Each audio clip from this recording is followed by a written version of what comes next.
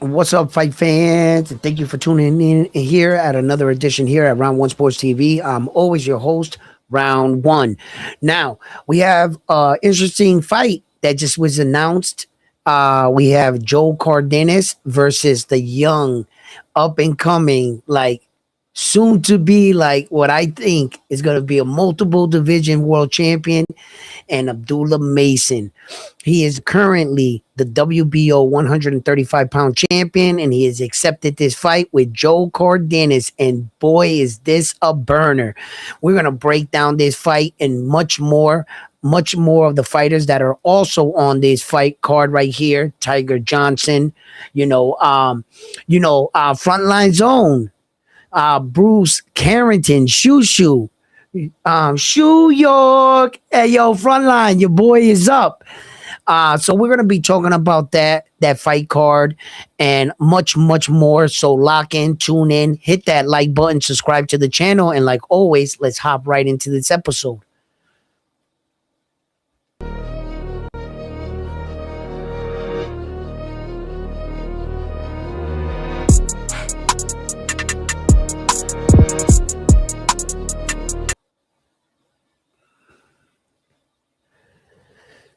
Yo, so while you guys are tuning in and coming to the channel now, I gotta know if this stuff works. So I'm gonna try some shit out. Then I want to go back because I hear them in my ears.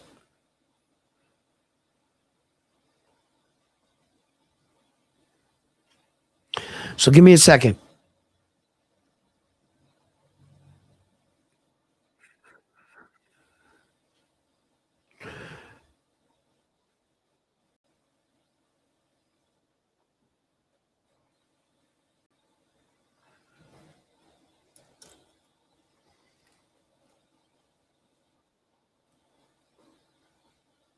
Man, nothing played. Damn it, man. Back to the drawing board. All right, so let's cover this fight here, man. Abdullah Mason, uh, he's a young champion. I see a lot of potential in the young man. I think that this is Abdullah Mason's era. You him, hold on. Him and his brothers, the Mason brothers. Two of the brothers are going to be fighting on the card. His older brother, in fact, is going to be fighting on the card as well. I want to check them out and see what they look like. If they look anything like their younger brother, the current world champion. Abdullah Mason really made the most of his opportunities young in his career. Abdullah Mason, um, he he wasn't supposed to be just yet in line for that title shot. I think in the best case scenario, Abdullah Mason should have ended up fighting Keyshawn Davis, wouldn't you say, for that belt? I think that Keyshawn Davis, had he made weight against Edwin De Los Santos, he would have beaten a weight drained 2 years inactive Edwin De Los Santos. Although Edwin De Los Santos would have been a dangerous puncher throughout the whole fight, I think Keyshawn Davis would have nullified that shit. He would have kept putting accumulation of damage on Edwin De Los Santos, and I think ultimately he would have beat Edwin De Los Santos. Okay, because Edwin De Los Santos was hanging on by a thread after he made that cut, that weight cut. So much, in fact, that no amount of money was going to get him in the ring with an overweight Keyshawn Davis. He said, hell no. It was bad enough I did this, but if you would have if Keyshawn would have made the weight and drained himself, Edwin would have said, well, then I would have gave it a shot. You understand? So Abdullah Mason made the most of his situation. In that night when the fight fell apart between Keyshawn Davis and Edwin De Los Santos, Abdullah Mason was elevated to the main event. And he went in there and he performed, you know. So I think that what's up, Fun Truck? Glad to have you up What here. up, round one? What's up, brother? How you doing? And I think Abdullah Me Mason too. made the most of his opportunities. So that's what I'm talking about right now, Front Truck. If you've been watching the show, I've been talking about Abdullah Mason and this Joe Cardenas fight. Uh, what do you have to say about any of this? Do you Well, like the fight? I gotta say a lot about Abdullah Mason. He's your prototypical throwback fighter, putting himself in the line of fire. A lot of people, there's this narrative when fighters get dropped like an Inoue and Abdullah Mason. That's because these fighters are stepping. In order to be aggressive, you got to put yourself at risk. You know what I'm saying? So Abdullah Mason getting dropped by that guy who tore his MCL, ACL in that leg. I mean, in that fight. You know, that was a little disappointing to see, especially because he got dropped twice once after hurting him. Yep. And that is to say that he can learn from his mistakes. A lot of the time, you hear constant fans complain about the defensiveness of a Shakur Stevenson and a Devin Haney. They're not exciting fighters.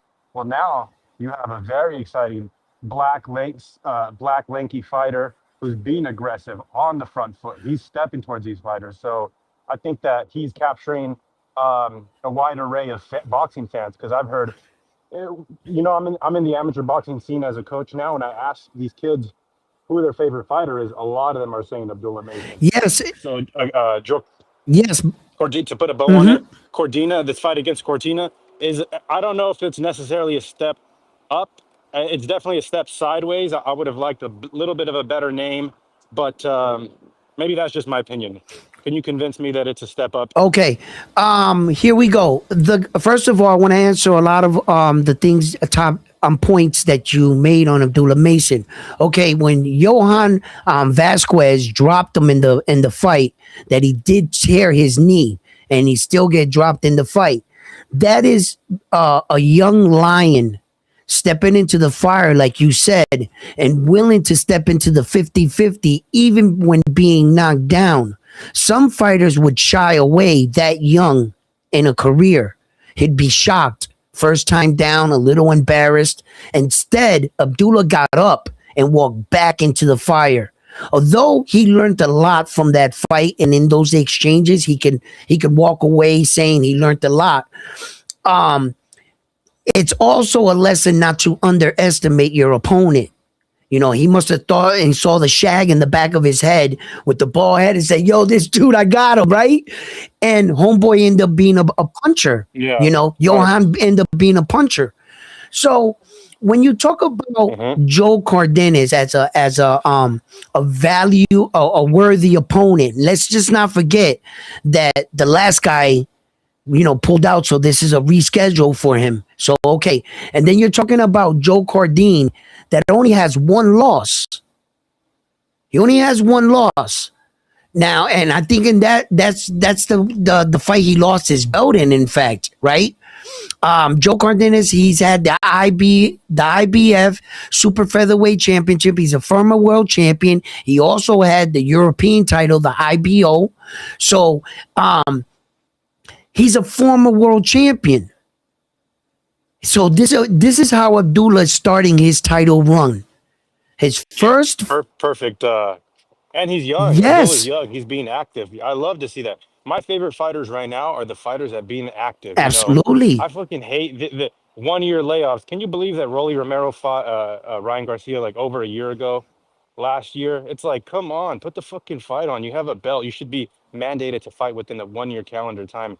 It's yes. ridiculous, bro. But then you got fighters like Abdullah Mason being active anyway, being active. Um, Keyshawn Davis being active. Keyshawn Davis just fought January 31st. And Nahir Albright, respect to him because he fought on the same card against the Frank Martin. And you got those guys lined up for a fight against each other. Actually, out of all of the guys that fought January 31st on the TO card, Big Baby Miller was the first one to fight uh, since then. You Mm, know, I mean, since Tio Shakur, Tio and Shakur have not announced a fight. Um, I would really like to see these fighters be more active, man. It's frustrating as a boxing fan. right, right, right. But there's some people there's to the Cordina and Abdullah Mason topic. Yep. There's some fighters that are picking. Sorry, some people that are picking uh, Cordina. I know Mick from Scotland. He's picking Cordina to beat Mason. So it should be interesting. There's some people actually getting behind Cordina. Right. Because of the experience of a former world champion. When you talk about activity, right, and you talk about some of these world champions and their activity really taking a dive, I hear you, brother. Boxing has to have a schedule. We have to have these fighters at least get in the ring every 6 months. At least 6 months is a very long time when fighters like Naoya Inoue is fighting every 4.5 months. He's fighting 4 times a year. You talk about activity, right? Look at this young fighter in Abdullah Mason. In 2022, he had 6 fights. Just in 2022. Look at his work rate and his he wants to get in there and prove himself. And the only way you can do that is by fighting live bodies, not getting an email belt, trying to get it the easy way, or and then taking another tune-up fight in between that and fighting the next year. Fighting boxing has to have a schedule. One of the ways that they're starting to give you that is all the top promoters went to the zone. So thereby they now can mix and match. You're going to start to see, like we're seeing, top rank guys, the zone guys, Oscar De La Hoya guys on cards. And they're using that to fill up the gap and the schedule in boxing. It's one way to give us the boxing, but another way is also to be like, yo, Tank Davis, what the hell are you doing? Some of these fighters are just fighting too far and in between. Way too far. I mean, Arrow is taking the notion to an extreme extent. We ain't seen you in the ring 3 years, and you're coming back and fighting Tim Tszyu, an active fighter. That's a tough fight, my man. I hope Arrow all the best in the world, but that is a tough fight. But the conversation was activity. I like Abdullah Mason's activity. I want to see his title run. Is this the beginning, or can Joe Cordina come in here? Fight, yep, go ahead. If you finish your fight, like announce your next one, even if it's like 4 or 5 months away. Benavidez is doing a good job of trying to line up his next fight the day after his big win against Zurdo. Yesterday I was listening to his father trying to line something up with Bivol or Betrabiv. Like, his father says it takes 10 minutes to book a fight with me. I'm Benavidez's manager and father, so it takes 10 minutes. He's like, Bivol, give me a call. Betrabiv, give me a call. Let's line some shit up right now. That's the type of fan that I'm becoming. Right. If you're fighting and you're running towards the smoke, I thought Devin Haney was doing that a little bit, after he finished his fight with his Brian Norman Jr. If he had picked his next opponent and lined something up, I would have been very pleased with that. I thought that was going to be the case. That wasn't the case. But back to Benavidez, they're trying to line something up and keep their name and the public's attention / eye. So we can talk about him for the next 4 to 5 months. Right. Inoue, and Bam. Inoue announced wow, his fight with right, Bam. like that. Exactly. They know what they want. They're going at it, and they're knocking these fights. And you, man, listen. That's what we're going to talk about for the next 4 or 5 months. Right. You know what I'm saying? Right. Like, we're not going to be, who's he going to fight? No, we know what it is. Fight. Yeah. And I was going to use, give the fighters a little leeway in here, but you're right, bro. Like I was going to say, Devin's, it might be hard to get some of these guys in the ring with you, right? But you're right. I mean, look, if it ain't him, it's him. If it ain't him, let's get to this guy. But let's get you going. Let's get you, what I mean? And then put pressure on these guys. Did you see the pressure on Saul? Did you see the pressure while he was trying to support? Look, this was the gimmick. This was the plan of the night. Like, notice what was going on. Jaime Munguia was fighting Resendiz. Canelo went there to support Munguia, not to watch David the Monster Benavidez, right? He could care less. What he was there to do is to pass the torch to Jaime when Jaime wins. Mm. because Saul's on his way Mm-hmm. out, and he's going to try to get the Mexicans to back Jaime as the next great Mexican fighter. Okay, but what Yeah. happened? Well, that David that the could Monster never happen. Benavides, right? David the Monster Benavides went in there and stole the night. He did what he was supposed to do. We could break down the fight in a minute, but what the plan was, not for David the Monster to be the next face of Mexican boxing. It was supposed to be Jaime. And David the Monster Benavides snatched that torch right out of Saul's hands when the crowd and they put him on the Tumbletron and everybody booed him. They was like, boo, Canelo, boo. Now it seems like the boxing fans are holding him a bit more accountable. How you listen, how ironic that the two men inside of that ring that night that were fighting, David the Monster Benavides and Zuldo, Canelo, you dug both those fights. You didn't fight Zuldo and you didn't fight David the Monster Benavides. It was Yeah. like He I he didn't he I didn't know dug the fans were going to turn on him. No, go he ahead. I didn't know the fans were going to turn on him. I just now I see that now David is in a different conversation now. He woke up in a different conversation. He has the potential to being the face of Mexican boxing. And it seems like they're taking, and then David announced, like you said, his father, yo, call me. Call me, we'll set something up. Let's go. Let's get these fights going. No more chasing this one guy. Now, I talked about this and I want to know, Fun Truck, your opinion on this. Saul Canelo Alvarez, for all accounts, he's established. He's a undisputed world champion. He defended those belts, I think it was 3 or 4 times, right? Okay. Now, as far as that, he's going to go down as one of Mexico's his all-time father said greats. something. His father said something to You're muted again. So he's going to go down as one of all-time greats. Now, is there a scenario where David the Monster Benavides can tie Saul or pass him as the greatest Mexican fighter in his era while Saul was active? Yes, he can, I think. And I want to know your take on this. Check this out. I said David the Monster Benavides already got 2 belts at cruiserweight. Go chase down the other 2. Become undisputed, right? Okay. By that time, either go down and fight Demetrius Bivol or have him come up and fight you.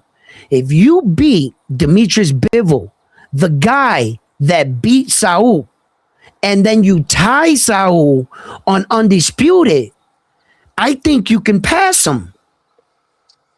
I don't know about like names so far because remember, David got a lot of time still.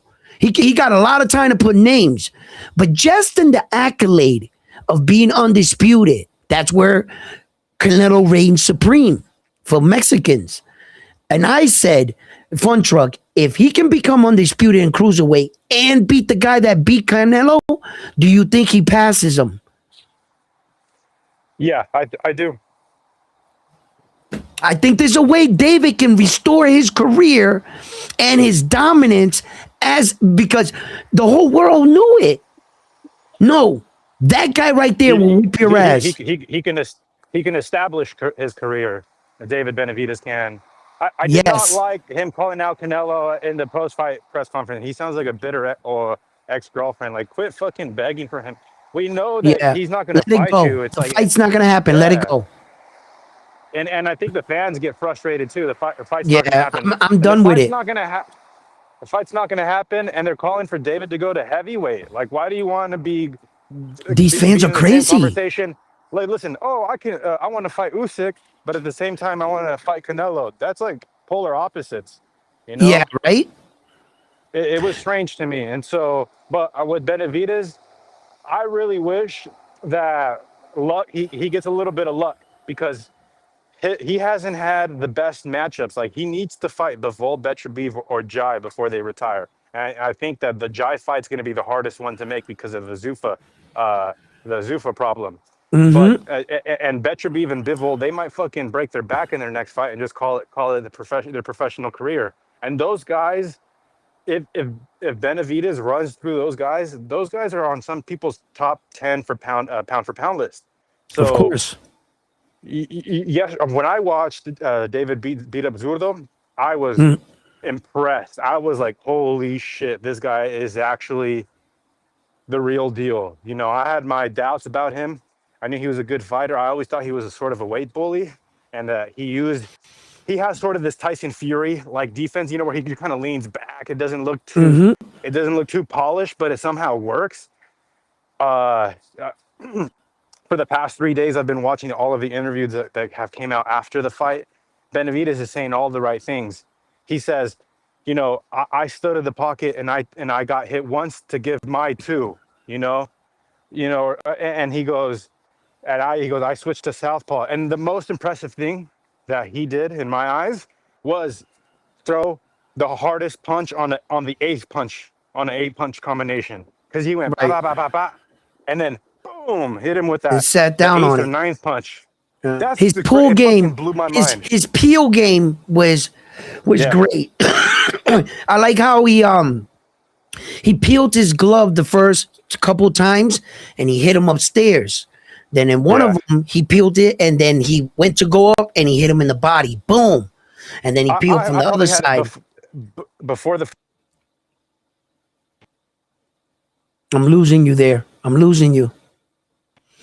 Um, I want to talk about that David the Monster Benavidez fight and frequent flyer. I'm glad you're here, my brother. I'm glad you're here. I want you I want your opinion on what I'm about to say. Okay.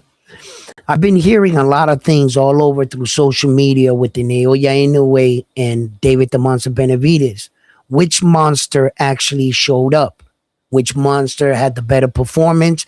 And which monster, in fact, had the better competition standing in front of them? Okay. Who had the hardest task, the hardest fight? Who was challenged between David the Monster Benavidez and Naoya Inoue and Junto and Zuldo, right? Frequent flyer. Check this out. The next day I woke up and I had to be honest with myself. After I was like wowed by David the Monsters Benavidez rising over my expectations. I didn't think that the 25-pound weight jump plus Zuldo adding weight on the fight night that David was going to have enough power to move him. I thought that David would beat him on points. I just didn't think he was going to do that. Okay. Now, let's talk about facts over feelings. Let's just think this through, guys. I'm asking you guys your opinion. What really happened? Okay? When Naoya Inoue and Junto went into their fight, that fight was so highly skilled for the first 4 rounds, neither guy wanted to really risk it all because you can't. They had 2 intelligent fighters in front of them. There was very little you can get away.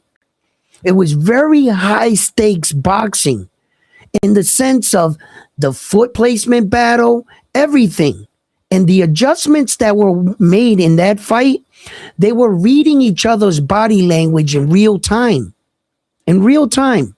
Let's examine what happened in the Zuldo and David the Monster Benavidez fight. Zuldo came forward thinking he was going to walk through David the Monster Benavidez's power.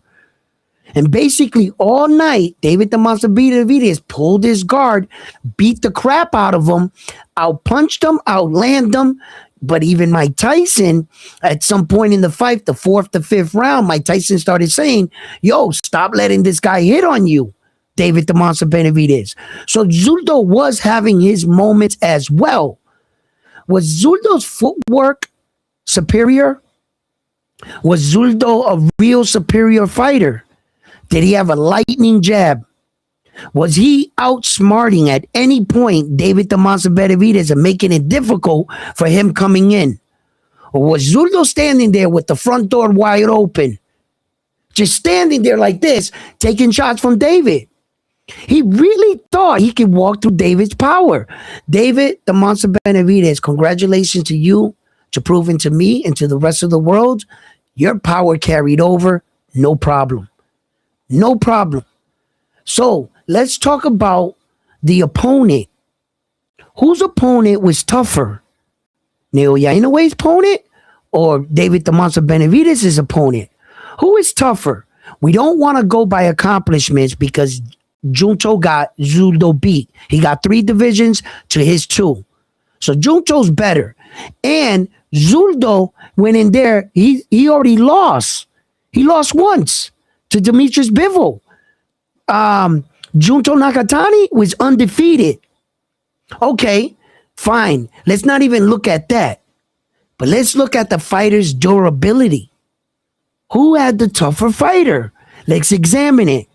When David the Monster Benavidez stopped Zurdo and fractured his orbital bone, which I have to wait to see the medical record on that one, right? When he fractured his orbital bone, allegedly, Zurdo goes down. Let me fill you in on a little bit of information maybe you might not be aware of. You also know that Naoya Inoue fractured Junto Nakatani's orbital bone. And he's out of boxing right now for a fractured orbital bone that he suffered in the fight with Naoya Inoue. So when Junto's orbital bone got fractured, he finished the fight. When Zurdo's eye got fractured, he quit. Who had the tougher opponent? I'm just asking. Because Junto fractured his orbital bone in that fight with Naoya Inoue and fought the rest of the fight with a fractured orbital bone. The same injury Zurdo sustained. But Zurdo tapped out. Naoya Inoue had a fractured orbital bone against Nonito Donaire in the 2nd round. He went 10 more rounds with a fractured orbital bone. Whose opponent was tougher? More durable? Didn't quit? Whose? Whose opponent stood on their feet and didn't get beat up? Who had the tougher of the opponents? Who is doing more? Would it have been easier to beat up Zurdo or Junto? Junto was slick. Them dudes was making reads in real time. And I'm going to tell you right now, David the Monster Benavidez, what he did going to cruiserweight, the only thing that puts David the Monster Benavidez's situation that it will, you can put up what David did to Naoya Inoue against Junto, even though Junto was undefeated, a 3-division world champion. But in retrospect, 25 pounds, break that up throughout the divisions. How many pounds do you have to be to go from 118 or 115 to 118 or 112 to 115 or 118 to 122, 122 to 126? Add all that up. What he did in that one move is a 5-weight division weight jump. David the Monster Benavidez, you got to acknowledge that.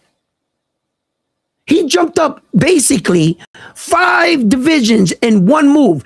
Forget about what Terrence Crawford did with Saul. That's done. As far as a human, that's done. Right? And because it's on the same basis. He didn't jump up and fought a tomato can. He jumped up and fought a unified world champion, David the Monster Benavidez. He didn't have 1 belt, he had 2. You got to add all this into the equation. So the weight jump itself and the fact that he stopped him, now that, my friends, got to count for something. It has to. I understand that Naoya Inoue had the tougher of the opponents. And true indeed, I think that his fight was there was more skill in that fight. A bit boring to the guys that want blood, that crave the knockout, that always live by the knockout. But you know, you're gonna get those fans that act like they never seen a knockout before. They like forget. They act like that's the most spectacular thing they've ever saw. No, I've seen thousands of knockouts, thousands of them. So impressive. They never get old. Yes, a knockout never gets old. But yeah, I'm not gonna be a prisoner in the moment and go, oh shit, he knocked out Zuldo. He should be number one. Matter of fact, he's the best fighter in the world. Stop. Stop. You beat Zuldo. Chill out. You know what I'm saying? Like, he's got more to prove. He can. I gave you a scenario where I think he comes out on top of Canelo, but he has to do it first. And just in retrospect, you know, let's put this out there. When fighters say Naoya Inoue, he ain't did much. What did he do? Okay, who did he fight? I told you, 17 world champions. He knocked out 13. Here's a more impressive stat. Since the time David the Monster Benavidez, he's a monster, right? He's a monster. He's allegedly better than Naoya Inoue in some people's eyes. Okay, well, here we go. Let's play this game. Since the time Naoya Inoue jumped into 122 and he fought the first world champion, which was a unified world champion, Stephen Kubo Fulton had 2 belts. Zuldo had 2 belts. Bing, bing, bing, bing. Match. Right? Okay. Since the time that Naoya Inoue walked into his new division, it took him 6 months to get all 5 belts. All for the alphabet and the ring. All 5. 6 months. Hey, David the Monster Benavidez, you're on the clock. When people talk about this guy, like his accomplishments ain't shit, Naoya Inoue, like what he did is easy to do. Really, fighting fans? Really? You think this shit is easy? Okay, then. David, you just won the belt. You got 6 months to get all 4. Oh, sorry, all 5. In order to be considered better. Because how can you be considered better than me if you don't have what I have? In order for him to be better than Saul, he has to catch Saul first. You can't just crown David. No, boxing doesn't work that way. You gotta, you know what I'm saying? It's not like the NBA. LeBron can call himself the GOAT and just say he's better than Michael Jordan. He doesn't have to get the 6 rings. He can get a scoring title, and that's enough. No. The problem here with Round One Sports Talk, and I want to clear one thing. I do this every so often. I get a lot of shit about, oh, Edwin, why are you so crazy about this Japanese dude, Naoya Inoue? Why are you always like, and I'm like, hold up. Don't you like cheer for your favorite fighter, first of all? Right? So, Anyway, they say, why do you always, and I want to make this perfectly clear. It's not Naoya Inoue I cheer for. It's what he did. There's a difference. I can't devalue a man because he's small. Now that's being racist. I have to, you can only be judged for your position. That's it. And if you're not the best in your position, show me somebody that's doing it better than you. Then I would agree. But if there's no one doing it better than Tom Brady, Michael, then how can I say that someone is actually better? You gotta do something. And that's, I value championships. I know, I understand championship. That's all I understand. If you got a belt, Rolly, you're a fucking champion. I will not shit on that. Dalton Smith, you are a world champion, bro. Josh Kelly, world champion. We coming after you, but you are a world, and until you get, as long as you have that belt, I will always, nope. You're not gonna come up here being a contender talking about fuck the champion, this, that, regular boxing shit. Of course, I all day. But as far as like fighters like Jerron Boots Ennis coming into the fight with Xander, no matter what I think of the outcome, no matter how nervous I am about this fight, I still want to let Jerron Boots Ennis disrespect young Xander because rightfully so, he has 2 belts. No matter how you say he got him, Jerron Boots Ennis or whatever, I wouldn't let nobody say that about your email belt. I wouldn't let nobody say that about the belt and how you fought Stanley. I called you what you are, Jerron Boots Ennis, a unified world champion. Hey, opportunities are opportunities, right? What am I going to deny the belt when they email me? Hey, we're going to notify you through an email. You're now a world champion. You know what? No. I don't want that belt like that. Bullshit. It'll probably be the happiest day of my life. Now I got to go earn, I got to put some respect on the belt. I got to actually fight somebody worthy or go after another belt. That'll be up to the fighter. But what I'm saying here is I respect championships. I know the value and how hard it is just to get one of these belts. There have been men and women that have only had the skills or the abilities just to get one. Just one. It's probably the best moment of their whole fucking life. And all of a sudden, we're talking about these guys that are juggling belts and divisions effortlessly. 4 or 5 divisions now. And we're complaining? We're complaining. It's just like the Roman Colosseum. You can't please us. It's no sooner that we see the best fight. We saw David the Monster Benavidez slay Zurdo. We want more blood. More blood. Matter of fact, David, don't leave the arena. We're going to throw a body in there. Get him, David. Yo, we have gone crazy as fighting fans. But they started calling out Usyk. I said, there's no way. There's no way that David should go up to fight Usyk. I can't believe it. No, I'm in agreement with you, brother. I think that he needs to take his flag and stick it in the ground like we've always wanted him to do and really show his dominance in the weight division. Isn't that what we wanted? We wanted David because we were so certain of what we were seeing coming up. He was so young, so fast. His footwork wasn't that great, but he can get away with certain things in the ring with his footwork because of his ability, his offense. He can cheat a little. And that's where the special ones come out. That you can still have big flaws. And people will point it out, like going into the David Morrell fight. What did David Morrell call David the Monster Benavidez? RoboCop. He said, your footwork's like this. Hey, bro, the problem is David does a lot of things wrong. He'll crosswalk to the guy, shuffle, cross his feet, standing like in a T, but what they failed to account is that his offense is so in your face that's why he's able to get away with some of these things and still be successful. And David Morrell found out the hard way. He found out that, yeah, I could cut angles and everything, but when we actually have to throw punches, boy, them shits hurt. Like, boom, boom, and David's punching with you.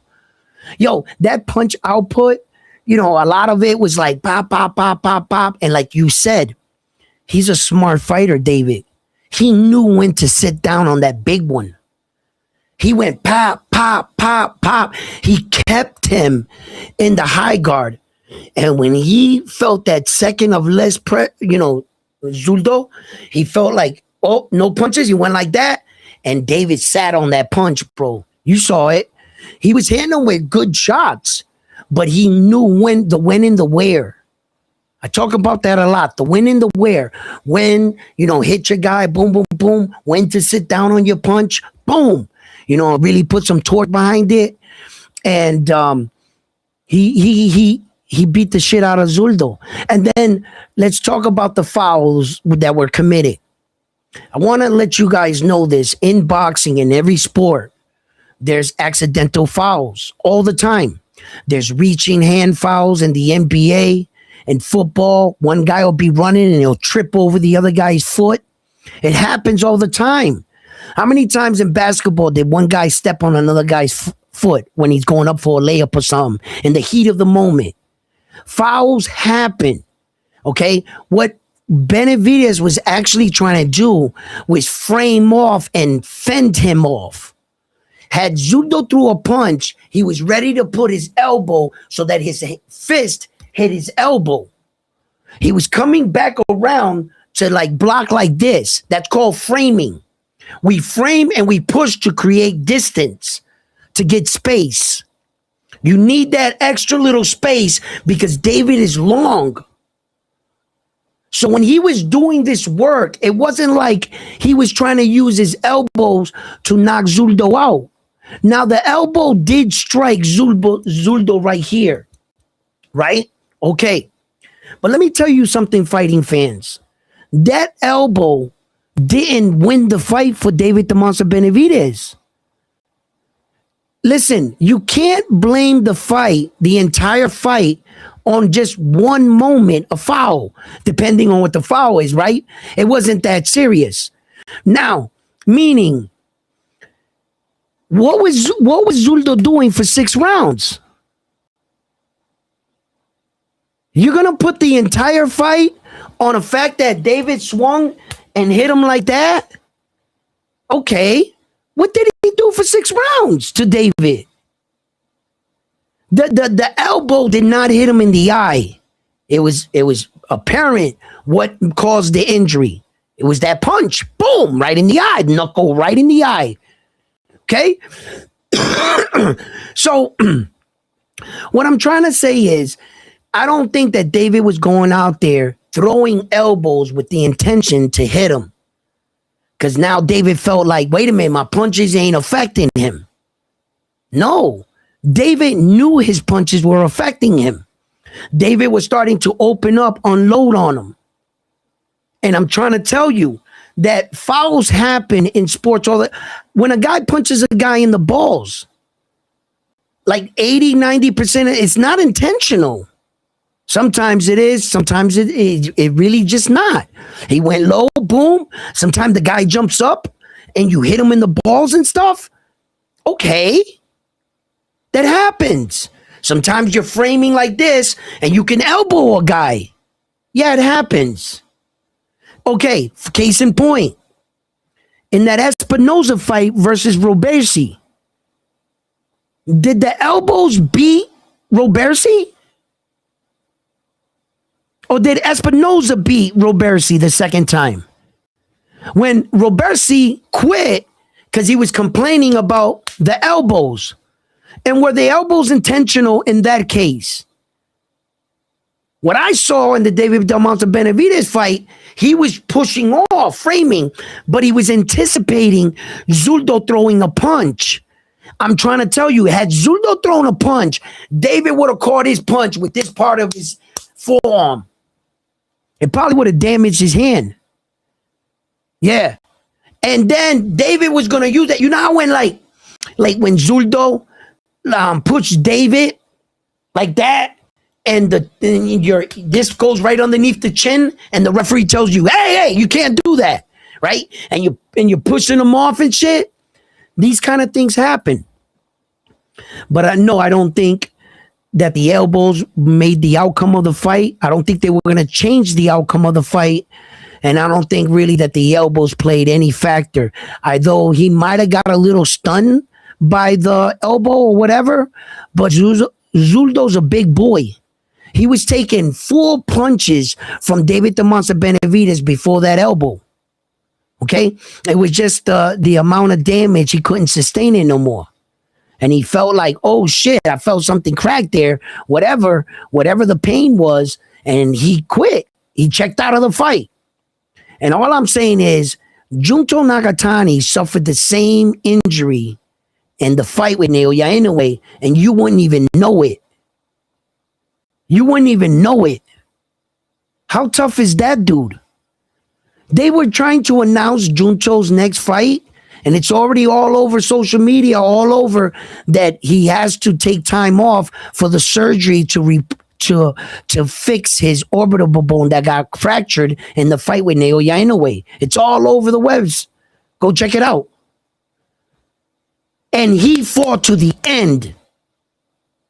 So all this like, oh shit, yeah, David knocked out his guy, yeah. How skilled was the fight though? You know, this fight was all skilled and this fight was knockout action. I believe that respectfully, both fighters did their job. They're both monsters, both of them. I think that David could be headed in a different trajectory where Naoya Inoue would want to be one day. An American superstar, a global household name. He's starting to head to the face of boxing shit. It's a pretty prestigious, like, you know, listen, you go all around the world, you say Ryan Garcia, they're going to know who he is. Say Jake Paul, they're going to know who he is. But go around the world and say Joe Cordini. Say Abdullah Mason. Abdullah Mason can walk out right now into New York. Nobody probably know who he is. Maybe one or two people might, but ain't gonna be no crowd. You don't got that kind of star status. David, just before this fight, he went to that club. That seafood restaurant or whatever. They were out there on the lake. They showed it on social media, and it was, I guess, you got to make an invitation. You got to call to set up to go inside there and eat. Right? Invite. And David told him, "Yo, Ryan, I didn't set up. They're not gonna take us." He said, "Did you make reservations, Ryan?" Ryan said, "Reservations? No, I didn't make no reservations." Ryan walked up, opened the door. They said, "Ryan Garcia, right this way. Party of whatever he wants this way." You know what I mean? And David, he was like, "Yo, sometimes I forget who you are and how big your star status is." Now David's starting to head that way. You know what I'm saying? And he done teamed up with Ryan, Super Wonder Boy Mexico. So you got the monster and the Mexican Superboy. Like, Ryan is like, if Oscar De La Hoya had a son, that would be Ryan Garcia now, wouldn't it? Wouldn't it? Yo, I imagine if you're a man like Oscar and you thought you had a son, he would be Ryan Garcia. Exactly. He would be Ryan Garcia. Like, yo, you know, the fact that it's not his father is crazy, but yo, the same thing. Ryan got that kind of star status like Oscar did back in the day. I remember Oscar shit. Yeah, he beat Ryan. That beat his son, Ryan Garcia. Yo, it's crazy. But yeah, man, I think that David's headed towards there. Shout out to David the Monster Benavidez for really bringing us that knockout and that blood that we wanted. Yo, thank you, bro. We needed that. You know, I needed to see a moment, take you out of your chair type shit. Oh, shit. You know, the Naoya Inoue was more suspenseful. You know, every round it was like, damn, that one was close. Damn, that one, you know what I mean? Like, every round you were nervous. You were just nervous going into the next round. And then the fight really started to break out.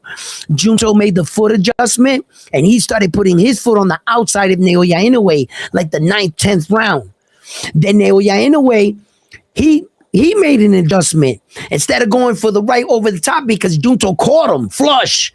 He caught him, boom. And it was like, okay. So he changed it up and he went to the uppercut. He started going like this, spinning, uppercut, boom, on the inside. And it was just a beautiful performance, man, by Naoya Inoue and Junto. It was just boxing at such a high level. Every punch needed to be earned. Every situation, like, you couldn't do no rookie shit and get away with it. Your game had to be on point, and you had to be willing to go out there and fucking, you know, excuse my language, almost die. I don't want nobody ever get hurt, but that's the kind of mentality you would have to have. It was just a superior fight, but unfortunately, no knockout.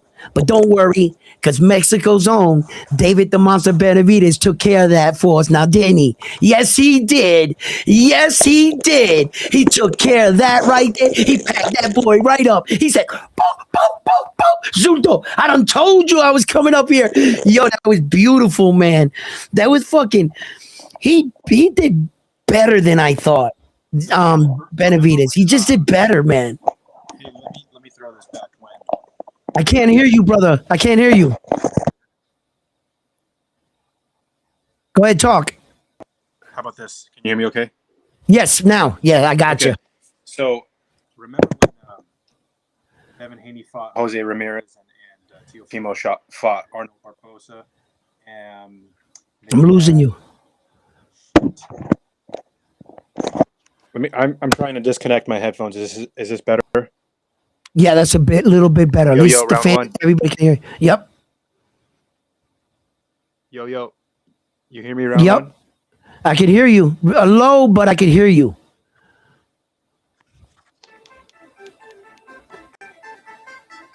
Yo, round one. You hear me? Yes, I can hear you now.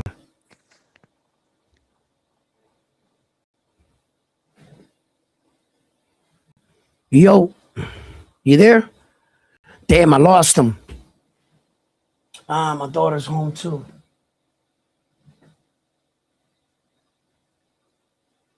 Yo, guys, give me 1 second, please. 1 second. 1 second. I'll be right back.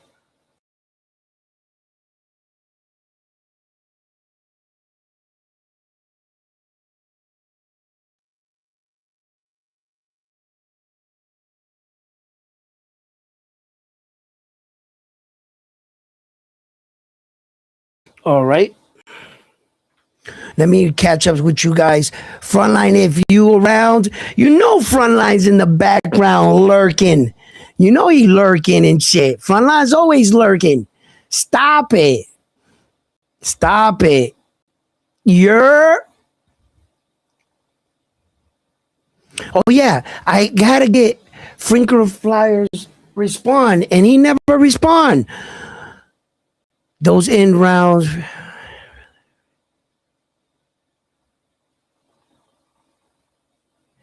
Those final rounds, it took that long for these guys to make, the ultimate reads on each other. It's really hard to trick a very intelligent fighter. It's something easy, to do. These fighters sometimes are a step ahead of you. You're trying to set up a combination and stuff, right? And then all of a sudden, the guy's already putting up the defense or the block or the counter to what you were trying to work on. He's making you feel like in the ring basic. Okay. In this situation, it was really like a test of patience, endurance, fortitude, being able to strike at the right times. Then I felt like at some point in the fight, Junto kind of started to sell out. He started coming forward, not fearing Naoya Inoue's punching power. And I think that's ultimately where he got his orbital bone fractured. In fact, in the later rounds, somewhere I think in the 9th round, I think it was somewhere in there. I'm not too sure, but I'm going to go look it up. Right.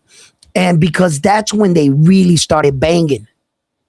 Junto's, like I said, he made that adjustment. He put his foot on the outside of Naoya Inoue. Naoya Inoue was putting in like the first 4 rounds. When he would step in, he would step around Junto's foot so that it put the exchange more favorable on his side. And if Junto was going to do the rookie move and spin into him, trying to hit Naoya Inoue, he was going to get knocked out. But Junto never did that. He stood patient and he slid back. Boom, boom. He went like that and out. And then Naoya Inoue reset, and then they kept playing that foot war. But when Junto made that adjustment, more adjustments were made. Naoya Inoue couldn't just bang on Junto like any other fighter he was once accustomed to. Naoya soon found out Junto was no fool. And he was fast enough, strong enough, and a little bit too dangerous to be pulling off that shit Naoya Inoue was doing with Roman Cardenas and Luis Pantera Nari, going in there trying to be like, yeah, let's get it, you know? He said, hell no. Not with this guy. And then when we talk about that, you know, you look at Naoya Inoue's run. He's 32 years old. He's, you know, on his way out. His competition, his opponents are getting tougher. Rather than these guys fighting one time a year and fighting Joe Schmo. He's actually fighting an undefeated 3-division world champion, unified, coming up to fight him. That's what his opponent looked like. He also gave Junto Nakatani his first loss, professional loss. There's no shame in that. Like I said to Scooter, Stephen Kubo Fulton. Listen, Scooter, at that time, before the O'Shaughnessy Foster loss, you had only lost to one dude. And he's like the best fighter in the world. Look at Errol Spence Jr. Errol Spence, yo, look, I don't want you to get into that Stephen Kubo Fulton situation now. Now he got 2 losses, right? So, but all the way up into that point, it took the best fighter in the world to beat Errol Spence Jr., an undefeated 3-division world champion. That's the kind of man it took to beat Errol Spence Jr. at the end of the day, because no one else could do it. Is that not the truth? If he loses to Tim, now that it starts to mess it up. And these fighters, man, they got to know when to retire, to when to call it quit, not to mess up their legacy, what it took them a lifetime to create and build. So, yeah, in fact, that's what they have to protect. Ultimately, they have to learn how to retire and not mess up their records and their credentials. I think fighters like Roy Jones Jr., Manny Pacquiao, unfortunately, really messed up their records, man, because their stubbornness. Ali messed up his record. Mike Tyson messed up his record. And the list goes on and on and on and on and on. You know, had they retired at a one point in their career, they would be viewed as a much stronger champion. Had Manny retired, you know, way before that Floyd fight and getting knocked out, you know, I think he would have a stronger argument because he was already established. It's not like those last final years of Manny Pacquiao's career, he was packing on more legacy. No, he had already had all those accolades and belts.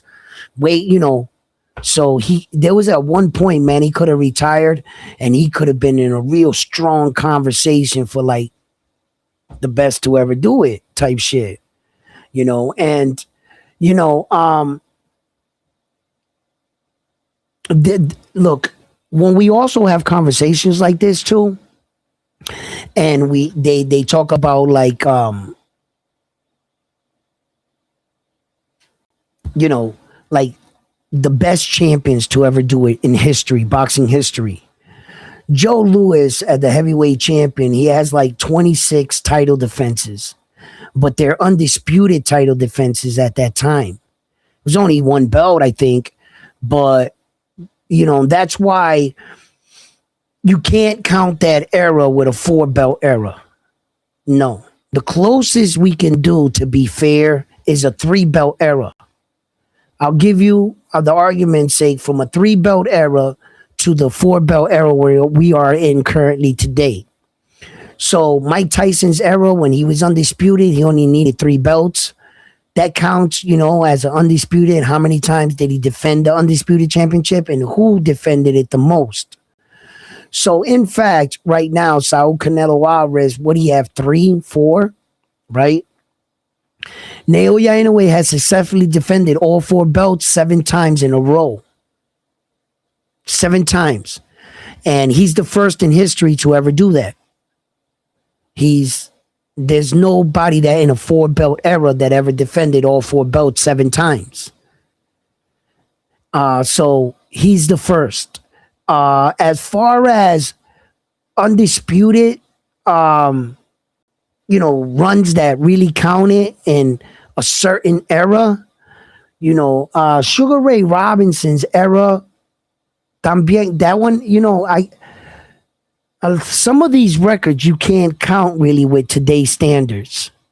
We got to stop doing that.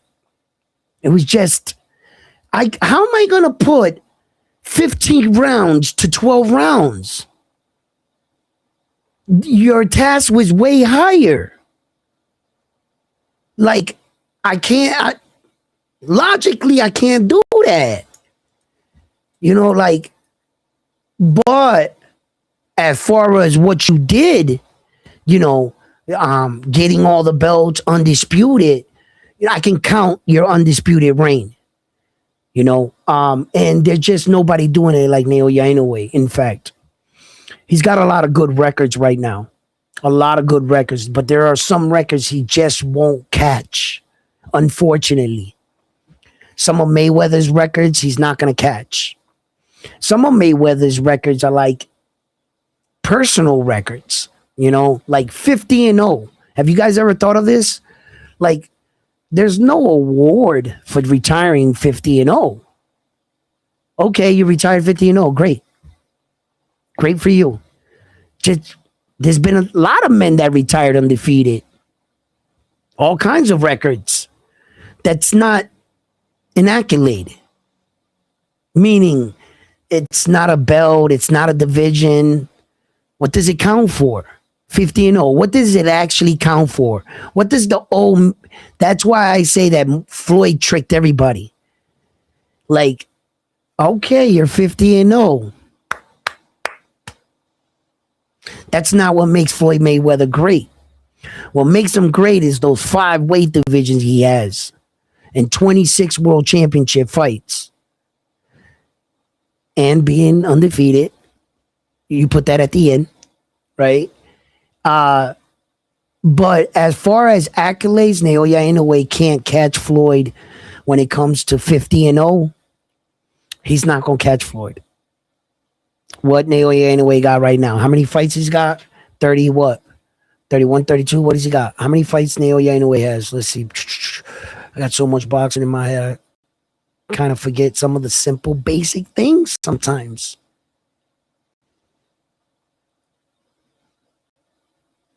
$33 and 27. 33 fights. He's 33 years old right now. He just turned 33.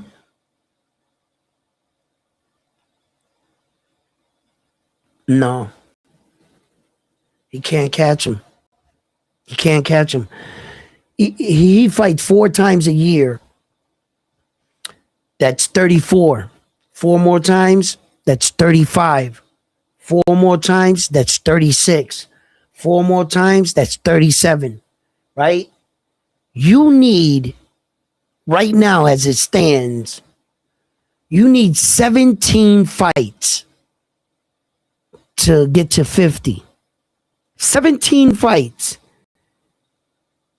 Even if he fought 4 times a year this old, there's no way he catches Floyd. What up, Frontline? There's no way he catches Floyd. And then there's no way he catches Floyd in world championship. Naoya only fought 17 world champions up to current date. In order to catch Floyd's 26, right, he would need 11 more world champions to step up and fight him. He would have to literally fight 11 more world champions before he retires. Where are you going to find that? He's not going to catch Floyd, but and Naoya Inoue doesn't have to catch Floyd. He just has to outperform him and outdo him. Floyd has never been undisputed in no weight division. A remarkable 5, but Naoya Inoue got 4 weight divisions. He's 1 away from Floyd to tie him. He can tie him in that aspect, and then just his dominant run of defending the belts that many times. How many times did Floyd Mayweather defend his belts in any weight division? How many times? How many title defenses? We can look it up. What's up, Frontline? How you doing? Read some of the chats, my boy. Give me a minute. Give me a minute. Give me a minute. All right. So, wait let me see what Floyd. Let's see what his run was. I'm very familiar with Floyd.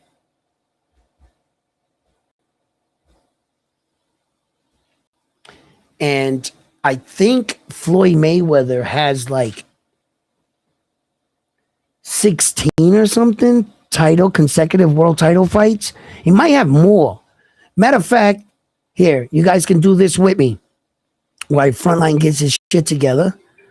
Let's check out the Hall of Fame legend, the one, the only Floyd Mayweather. Now, remind you, just if you're new to this, you're going to notice that if Floyd ever had a WBA world title, which I think it was only once and he returned it, I think he Zab Judah's belt, he never took it, right? I don't think he ever took it. But anyway, they don't acknowledge the WBA world titles, and all over the belts they will. So here's the legend himself, Floyd Mayweather. Whether you love or hate him, he did a lot for the sport. He retired 50-0 with 27 big ways by knockout. He was 5'8". He has a remarkable 397 rounds boxing experience. So Floyd's, what's it say? Under his, let's get this out here. The hell is this? Oh, I thought I was pressing it. I pressed down to the ad. All right, come on. Come on, Floyd. All right, here we go. Floyd Mayweather, alias Pretty Boy Floyd Mayweather. Yep, this is the guy. That's him. Okay.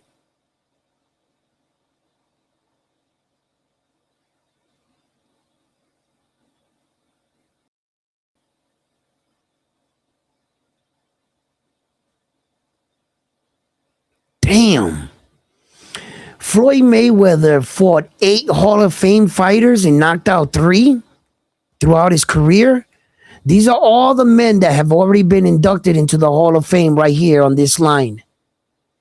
See, that kind of shit is what makes Floyd who he is. On average, tell me anybody besides Saul Canelo Alvarez that's going to the Hall of Fame on Terrence's record. I'll wait.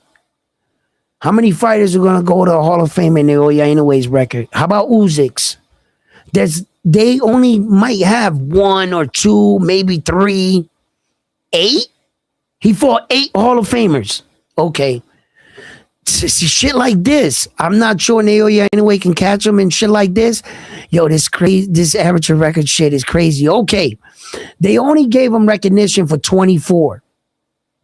Professional record 24-10, being in world championship bouts. Okay, he has 4 opponents at light middleweight, 8 opponents. Okay, Floyd, I see you. These are world title fights. So he did get a good little run here. You know, look, he got 9 here. Okay, his record, right here, his record of 26-10 in world title fights. His record 24-7 against current or former world champions. So they gave him credit for 24 of them. Because some of those fights, some of those guys had secondary belts or something like that. Or they went on to be a world champion after fighting him. You can't get credit for fighting a former world champion if he goes on after you didn't fight him when he was a world champion or he became one, so that, it's iffy. That's iffy. But this is Floyd's record, man. Look at these freaking names, bro.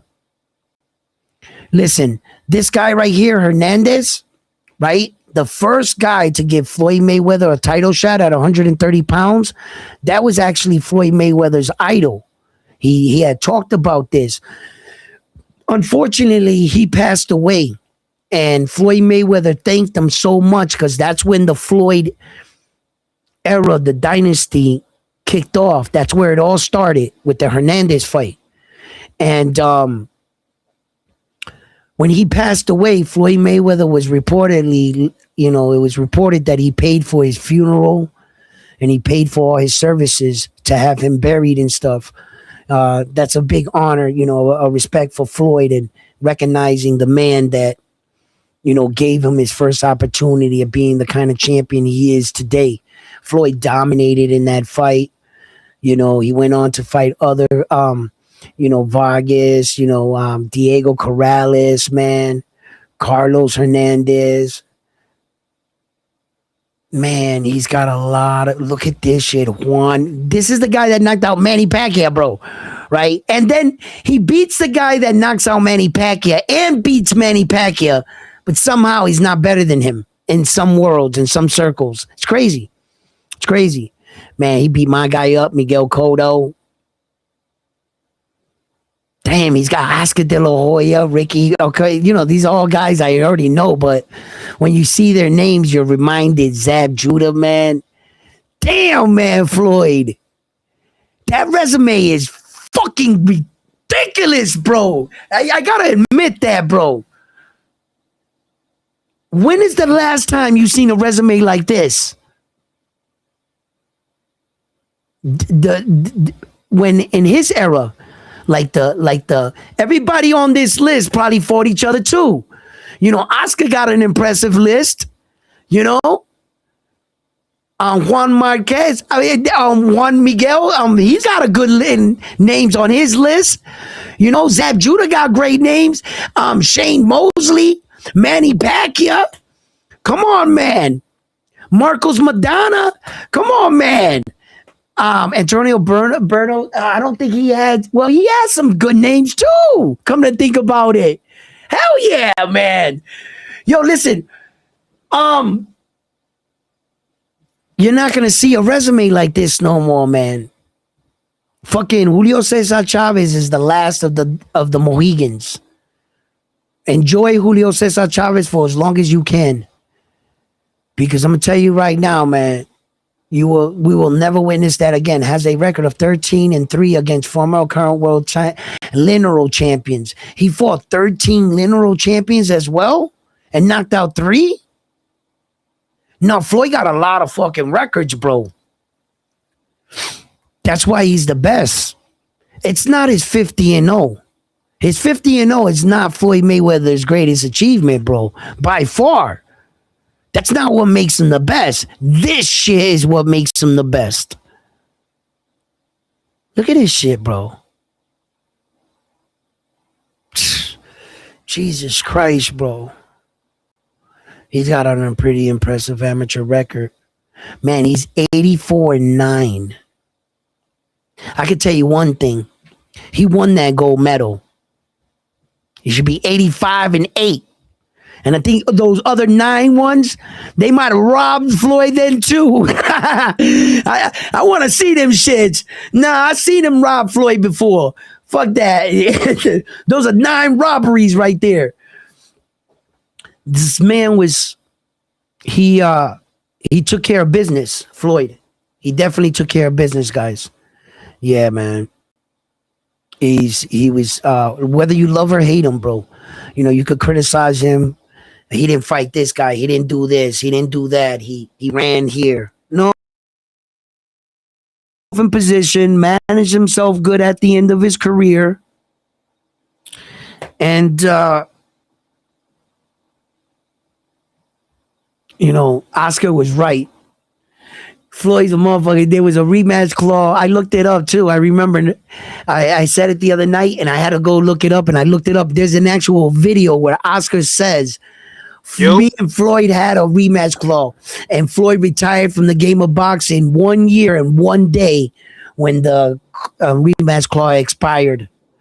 And What's up, Edwin? What up, Frontline? How you doing, brother? Bro, I'm battling with customer service. Don't ever buy Inouye merch. They refusing to refund you your money. Stop that! Yo, shut up! On a defective pillow that headbutted me while I was sleeping. Stop lying. So, guys, Okay, but anytime you order Inouye merch, make sure you Yo, want it. listen, but But the you real guys reason gotta why I hopped understand, on he is acknowledging he does buy Inoue merch. How else did he get has it? See what I'm has saying? See what I'm has saying? I returned that shit. It All right, headbutted me. but you It's did buy it. effective. Okay, listen. So the real reason I jumped on is because the people in the chat are highly upset that you're talking about in a way when the title says they're here to listen about the upcoming fight with Abdullah Mason and Joe Cordina. Yeah, But you're talking the about the monster Benavidez, the real monster, and then you're bringing up the cookie monster in a way. What's going on, Edwin? because the person that actually came up to the show, Fun Truck, had a conversation, and we had a boxing conversation, and that's where it led to. Ah, okay, that makes sense. You heard that, guys, right? So fuck off. Let Edwin do his thing. Yeah, I talked about the Abdullah Mason situation in the fight, but I'm also gonna talk about that because we got to get to that card. We got to break down that card. We got Tiger Johnson on that card. We got your boy Shoo Shoo Bruce Carrington on that card. You Yeah. know what I'm saying? Do you got the list in front of you? In fact, I can pull it up. yeah. Pull up the names and let the chat know the opponents. Mr. Miyagi says Frontline doesn't know he's holding a sandal, not the phone. Damn, that pillow messed him up. It messed him up. It messed him up. See, he's punch I don't. drunk. Is it official yet? Oh, by the way, for those guys that follow Rohan Polanco, the mouthy Dominican, he's actually fighting on May 30th on a card in Puerto Rico that probably nobody's gonna watch. Unfortunately, it's a universal promotion card, and they I really don't even know how to get that stream, but I'll try to see if I can figure out how to get it. it's on Triller. It's like 30 It's on bucks Triller. for the pay-per-view. Who did we talk about? Abdullah Mason.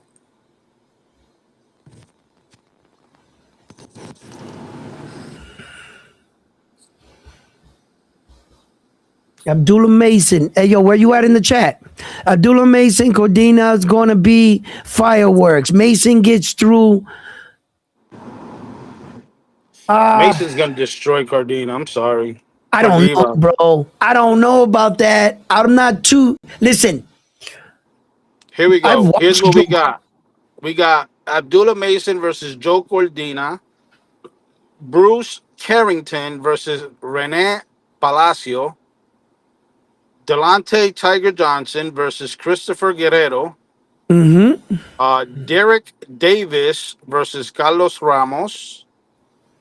We got Ibrahim Mason to be announced, his opponents to be announced. And then we got Abdurrahim Mason versus Alvaro Cabral. Cabral.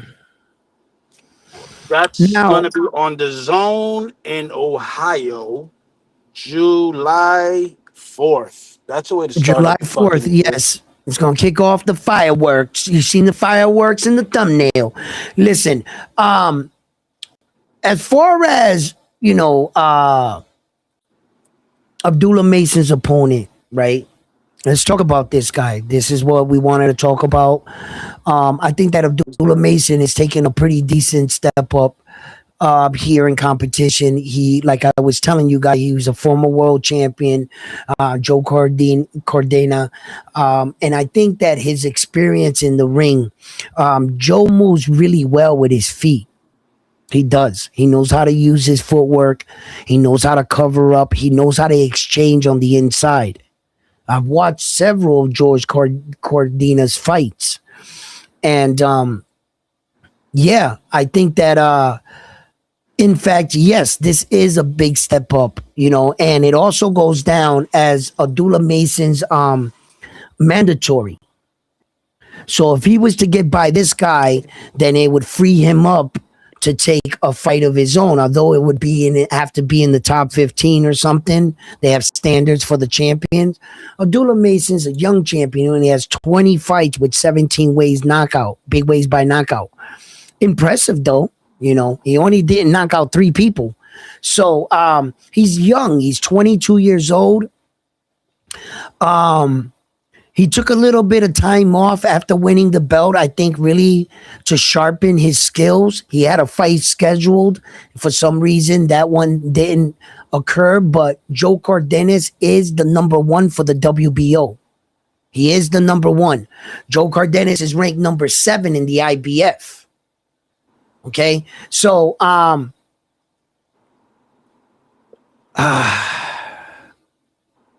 He's a Brit. I mean, He- he's go a ahead. Brit. He's a Brit. He's got Oh, a we getting it official back with record. the yeah. Thank you for bringing that up. Hey, yo, where my UK fans at? Where my UK fans at?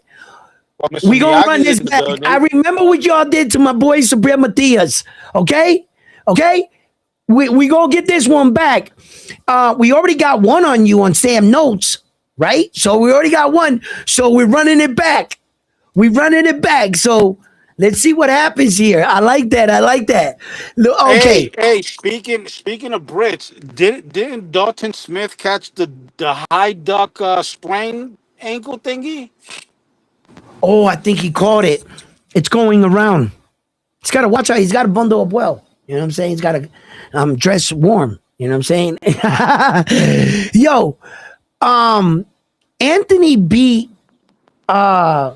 Joe Cordina. That's when he lost his belt. That was the day he lost his belt. So, I mean, listen, let me tell you guys, let me tell you something. That Gabriel Flores fight was a good fight, but Joe is too much, bro. He was just too much, man. But I think he's a step up. I think he's a step up. Like, not I'm not gonna say a high step up, but he's a little step up from Sam Noakes, like you the think so? next level. I can agree to that.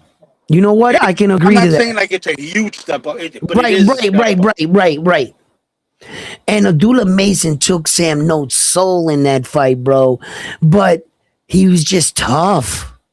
Sam Notes is just like he was durable. Like talk about wanting to go out on your shield. Like Sam Notes, man, most men would have folded by those body shots. Most men in And the world would have just dropped. And mhm. he was just like, boom, he was taking him. He was like, and you could see that he was trying to, the grimace, he was trying to like hide it, but he was really hurt to the body. And Abdullah was like, a just lengthy, nice step, reach And around, you can see real the growth. athletic. You can see the Huh? growth in Abdullah Mason too, because I can see the growth. when he got knocked down 2 times by the chia pet haircut, um, bro, he hasn't made that mistake again. Johan Vasquez. Chia pet, yep, Yeah, that's his name, him. Johan Vasquez. It So, do look like the chia pet only grew in the back of his head. It didn't grow nowhere else. Just the, yo, Abdullah Mason. Now, when Abdullah Mason, he came into the fight with a full head of hair. When Abdullah hit him, it shifted it back. yeah. yo, yo, listen, man. Where have we seen that before? Miller, Big Baby. Damn, that shit was like flapping in the wind. Oh, that was Just, crazy. just I do like. I'm not gonna sit here and sugarcoat it. I do like the way Top Rank moves their prospects to get them into championship status, and then once they get into championship status and they become champions, I also like the way they step them up and keep their careers going without a high risk. I mean, it is boxing; anything can happen, but they don't give them a high risk to lose their title like they're doing. Not, I'm not saying they're doing it with Boots. I mean, and Xander, because Xander actually rose his hand and said, "Yo, nobody wants to fight you. I'm gonna show you I'm the best at 54." So that one's on Zayas. That's not on Top Rank. But for Top Right. Rank to go ahead and do it, they're seeing something. But with Mason, dude, Mason's a problem. Mason's a problem. I got to give it to Mason. Mason's a problem. He's really talented right now. There are a lot of young talented fighters. I've got my eye on another talented fighter is like you got El General, Vargas. I think that he's a really young talented fighter in Mason's era. But one of the fighters that is up and coming, he was in the news, in boxing news, but for the wrong reasons, is Tiger Johnson. Everybody knows that Tiger Johnson had that little scuffle with Team Devin Haney, and he left there with a few lumps and bruises of his own.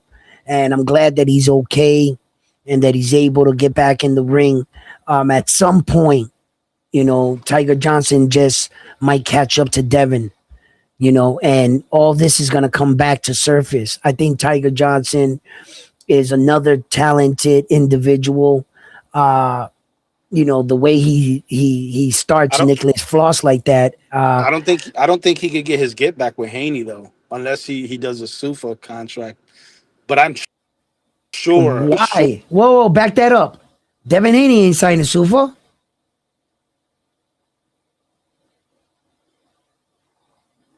Is Devin Haney signed to sue for anybody? Has that become official? I think the conspiracy theories just kicked out Frontline. Oh, he got a phone call. Here he is. Frontline.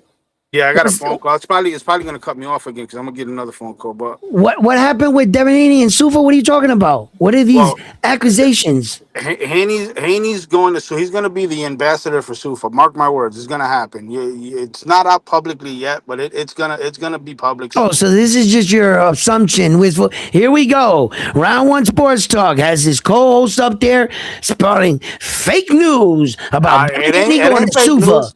Listen, if you seen the Max Kellerman interview with Ring Magazine, he had Devin Haney and he had Tio on it. I send it to you. I don't know if you watched it or not. Yeah, yeah. But what's this bullshit? Let's sidetrack for a minute because I got to clarify something.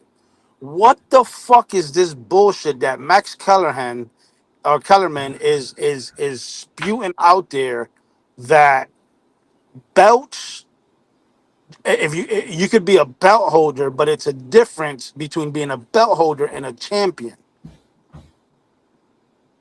I don't get that. If you have a belt, a WBA, WBC, WBO, or an Okay, IBF, first of you're all, a champion. You're not a belt holder. You're a champion. first of all, right? Max is a very successful and accomplished, already established boxing analyst.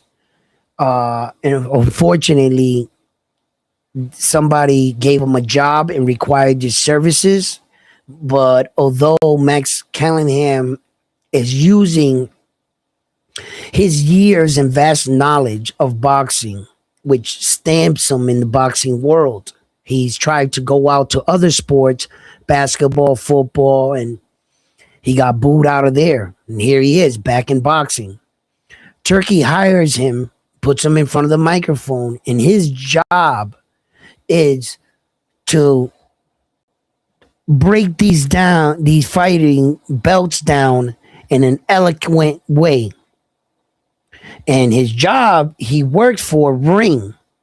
His show is called the Ring Magazine Podcast. It's who he works for. The Ring Magazine does not honor these belts. So everything that comes out of his mouth, he's reading from a prompt monitor. He has to. They pay his bills. They pay his check. We don't pay you to think. We pay you to read the monitor the exact way it's up there. And don't ad lib. It's not what I pay you to do. So when you talk about a man like that, although, listen, you can call it selling out. You can call it whatever you want. That man has a family to feed. Unfortunately, he's looking like real bad in a lot of things that he says. I've never seen a magnitude of a fight for a belt, the ring belt. This is the greatest fight in history for the ring belt. Like, he said a lot of things, but what No, no, he's no, not no. I saying, get, I get what you're saying. I understand what you're saying. I understand that's his job. He's gonna do whatever they tell him to do. I get all of that. But my question is that narrative that you're spewing out, stating that there's a difference between being a belt holder and an that is his actual job. That champion. is the narrative. That is what they're paying him to do. The reason why he's doing that, you got to understand. You gotta try to see where their end game is. Why do you say that? That correlates and affects the belts that they're diminishing, and the other belt that they're saying is the only one that really counts, the ring. By saying that about these belts, by saying you're a belt holder, a belt thing, you're putting into the eyes and ears of the viewers that these belts are complicated, that there's corruption, that there's no structure. Don't you see? You can be this, that. What he's trying to add to the theory of the belt is more confusion. So you, as a fan, just do away with them. Do away with them, and the ring belt is the one that we need to focus on. It's all headed to one point. He's just attacking in it in different angles. But trust me when I tell you that everything he's saying and doing is all going to lead to one place, that the Ring Magazine belt is the best belt in all of boxing. Hey, shout out to I Am Broly. Became a member, level 1 contender. Salute. Welcome to the familia. Thank you, brother. Thank you.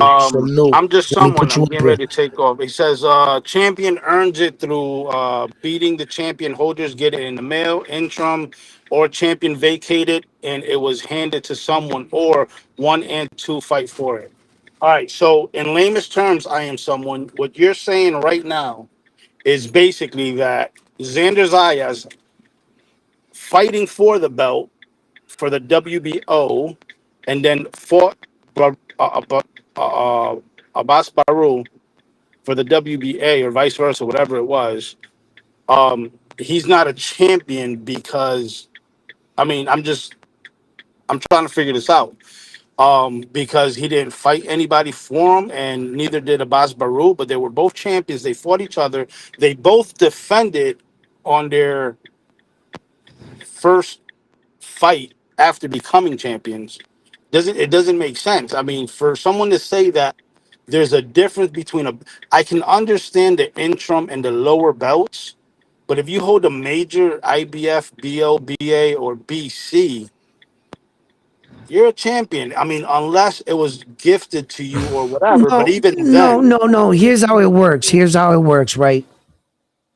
Max is doing this because the powers that be are truly having him report this. He has to report it. I would assume that they're paying him a hell of a lot of money to do this to his credentials. Let me tell you something, Max Callahan, he might not know a lot about and be right in football, baseball, basketball, but one thing that man knows is boxing. I wish I knew what he knew. I wish. I'm jealous of a man like that. All the fights he's ever been to, the fighters he has met, the experience that he has. And that's why it was like a no brainer for Ring Magazine to bring in a man like that, because Max is truly stamped in the boxing world.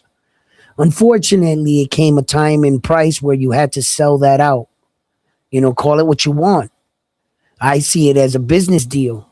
Yeah, I'm going to sacrifice and take hits, my name, but that money, that paycheck looks awesome. All right, it might sting a little, but if Max wanted, one of the people in our chat said it right here. He said it best. I got it up right now, as a matter of fact, that if he wanted to start his own boxing channel and he was able to speak freely, you would see and hear a different Max. I can guarantee you.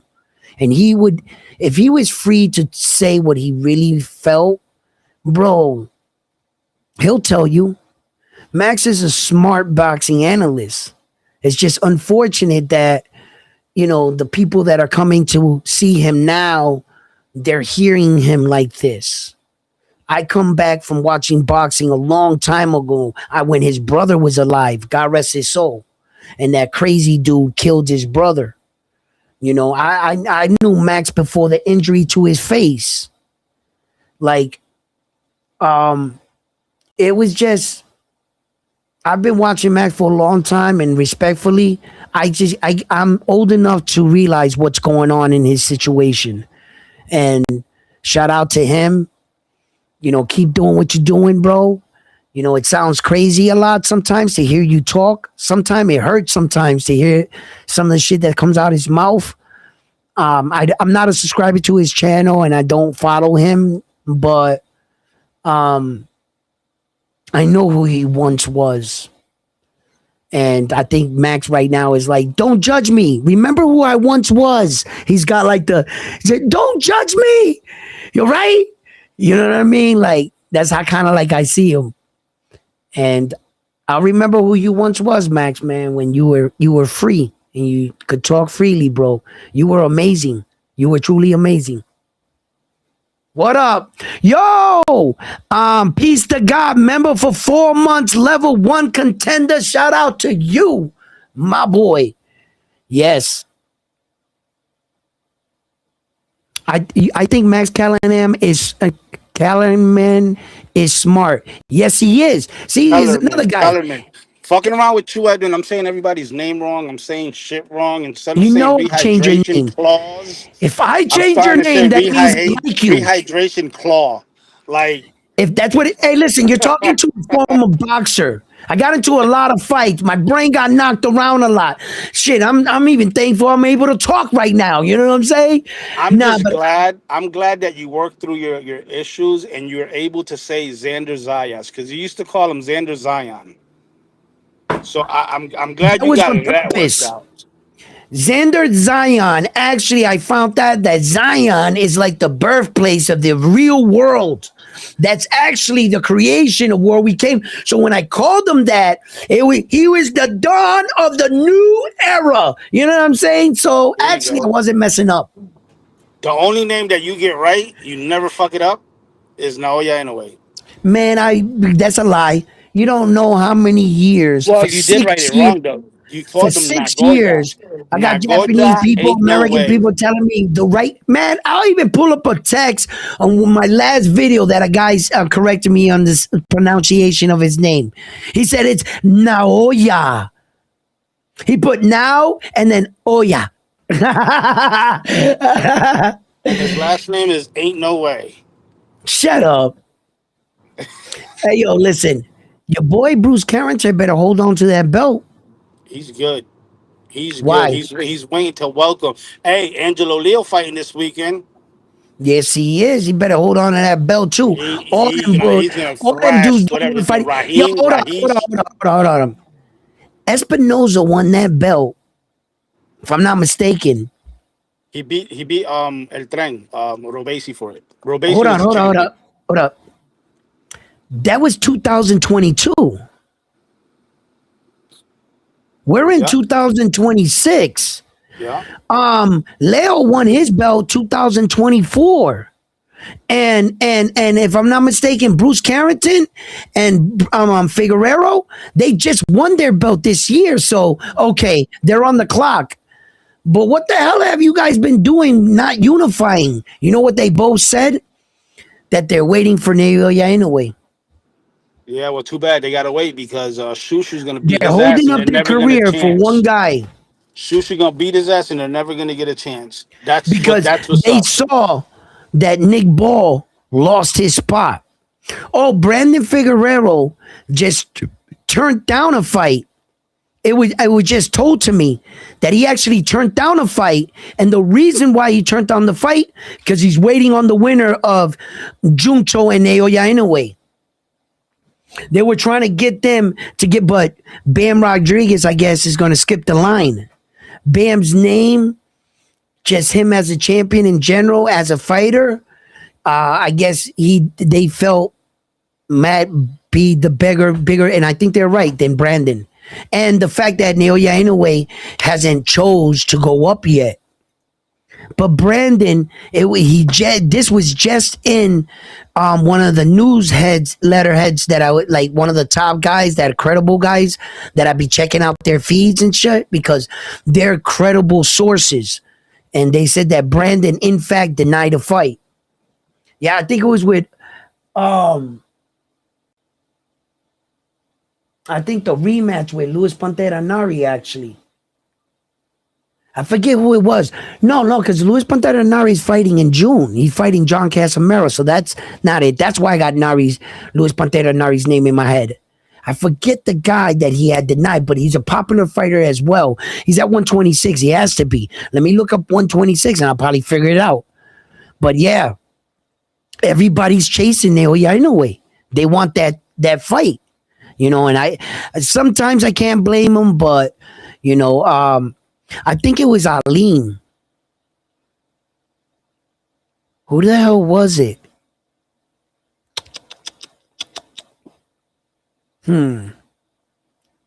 Maybe it was Luis Pantera Nari because Luis Pantera Nari and the John Casamero fight fell apart. Remember, because of visa issues with John Casamero. So maybe that fight might have got brought it up and Brandon shot it down. And the reason why he shot it down is because he was actually waiting for the Naoya and Junto fight to conclude for him to make his move or make his plead for, yo, Naoya Inoue, I'll fight you. You know what I mean? Because the risk is worth the reward to fight a fighter like Naoya Inoue. The reward, the upside to you beating him is so high. I mean, you're gonna be the first guy to beat the throne Naoya the monster Inoue, Naoya Inoue, The right? Cookie Monster. Shut up! Watch your mouth before you get wired. Phone hackers, get them, yo, you beat Naoya Inoue first. You take away all 4 belts. If you get 4 belts in any weight division, Hall of Fame. Okay, rematch, biggest payday, not once but twice. Your status would soar. And the fact that you have Naoya Inoue's name on your resume as a win, how many men can say that? How many men can say that? So he offers so much. Who's gonna say And not that? only all that, like I said, your biggest payday on the fight that's definitely going to be a given. So, and Tiger Johnson, right? Check this out. Tiger Johnson was up there yesterday and they were announcing the fight. Ed Hearn was up there with Top Rank, you know, and they were going back and forth and they were talking. Now, Bruce Carrington had a lot to say. Abdullah Mason had a lot to say. And Tiger Johnson said a few things. Now, remember, it's Abdullah Mason and Tiger Johnson. They're from Cleveland. So when it came down to when the mayor was going to take a picture, you know, Shushu had to slide to the side. This ain't New York, right? This is Cleveland. So when they got back together and they were all taking pictures, I couldn't help but notice that Tiger Johnson had no belt. And he's sitting there, front line. Remember yesterday I was typing in the chat. He was sitting there yesterday like this. And I was like, damn, Tiger, you need to get yourself a belt. Because I know you're standing there, right, as a young fighter, and you're looking at those belts. You feel a little left out. You want one of them. Especially that green belt that Shushu got. Man, that's a real WBC world title. Floyd had that shit. Facts, low key. Facts. Like, Facts, yo. 100% facts. Why not rematch this fucking guy? Why not rematch Junto Nagatani, right? Headbutt the fight. Facts. Change the fight's outcome. You want to know it did. That headbutt did change the fight's outcome, and I said it on my live. I got receipts. I said, damn, bro, I didn't want it this way. the momentum started to shift. Didn't you see Junto coming forward, bro? He was coming right at Naoya in a way, bro. He was starting to have his moments. And then when Junto leaned in because he's so tall, and Naoya Inoue is like straight up. Naoya Inoue was just an innocent bystander, just out there. And then all of a sudden, this demon, this speed headbutt demon, and Junto Nagatani bashed his face. And the boxing gods rewarded Naoya Inoue by cutting Junto's head, the aggressor, the guy that was smacking Naoya Inoue in his face. Poor Naoya Inoue, he was in his stance, straight upright. You know, he was doing everything right. And it was just like this guy just thought he was going to headbutt him and get away with it. And the boxing gods answered, and it changed the outcome of the fight. That shit hurt it. You could see it. And Junto couldn't even. Junto at that point, mind you, check this out. Look at the damages. Junto, his orbital bone is fractured by that time, and then he split his head. And the only time, all jokes aside, the only time he ever showed like he was winking in pain was with the headbutt. So I know that motherfucking headbutt hurt.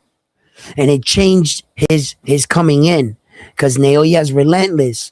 I mean, you know, I don't want him to hurt or, you know, cause Junto any long terms or damage his career. No, I don't want that. But we are in the hurt business. And if your opponent has a cut eye or a broken nose, I would suggest punch him right in the eye until he quits. I mean, this is what we're supposed to do. So when he suffered the cut, the first thing I would have did if I was Naoya Inoue, punch him in the cut. It's the right move. What are you going to show him mercy? Did you get in boxing to be like, oh man, he's got a cut? You know what? It wouldn't be right if I jabbed him in the cut. That wouldn't be sportsmanlike. Motherfucker, what do you think we're playing here? Table tennis? What do you think this is? No, I'm trying to knock you out. I'm gonna try to smash your face. That's what I'm here to do. You got blood? Check it out. Thumb in the blood cut. Does that hurt? You know what I mean? That's what I'm doing. So that was the right move. Although I didn't like it when it happened in the fight, it kind of took the sail out of the wind a little, just maybe 3%. 97%, Naoya Inoue whooped his ass.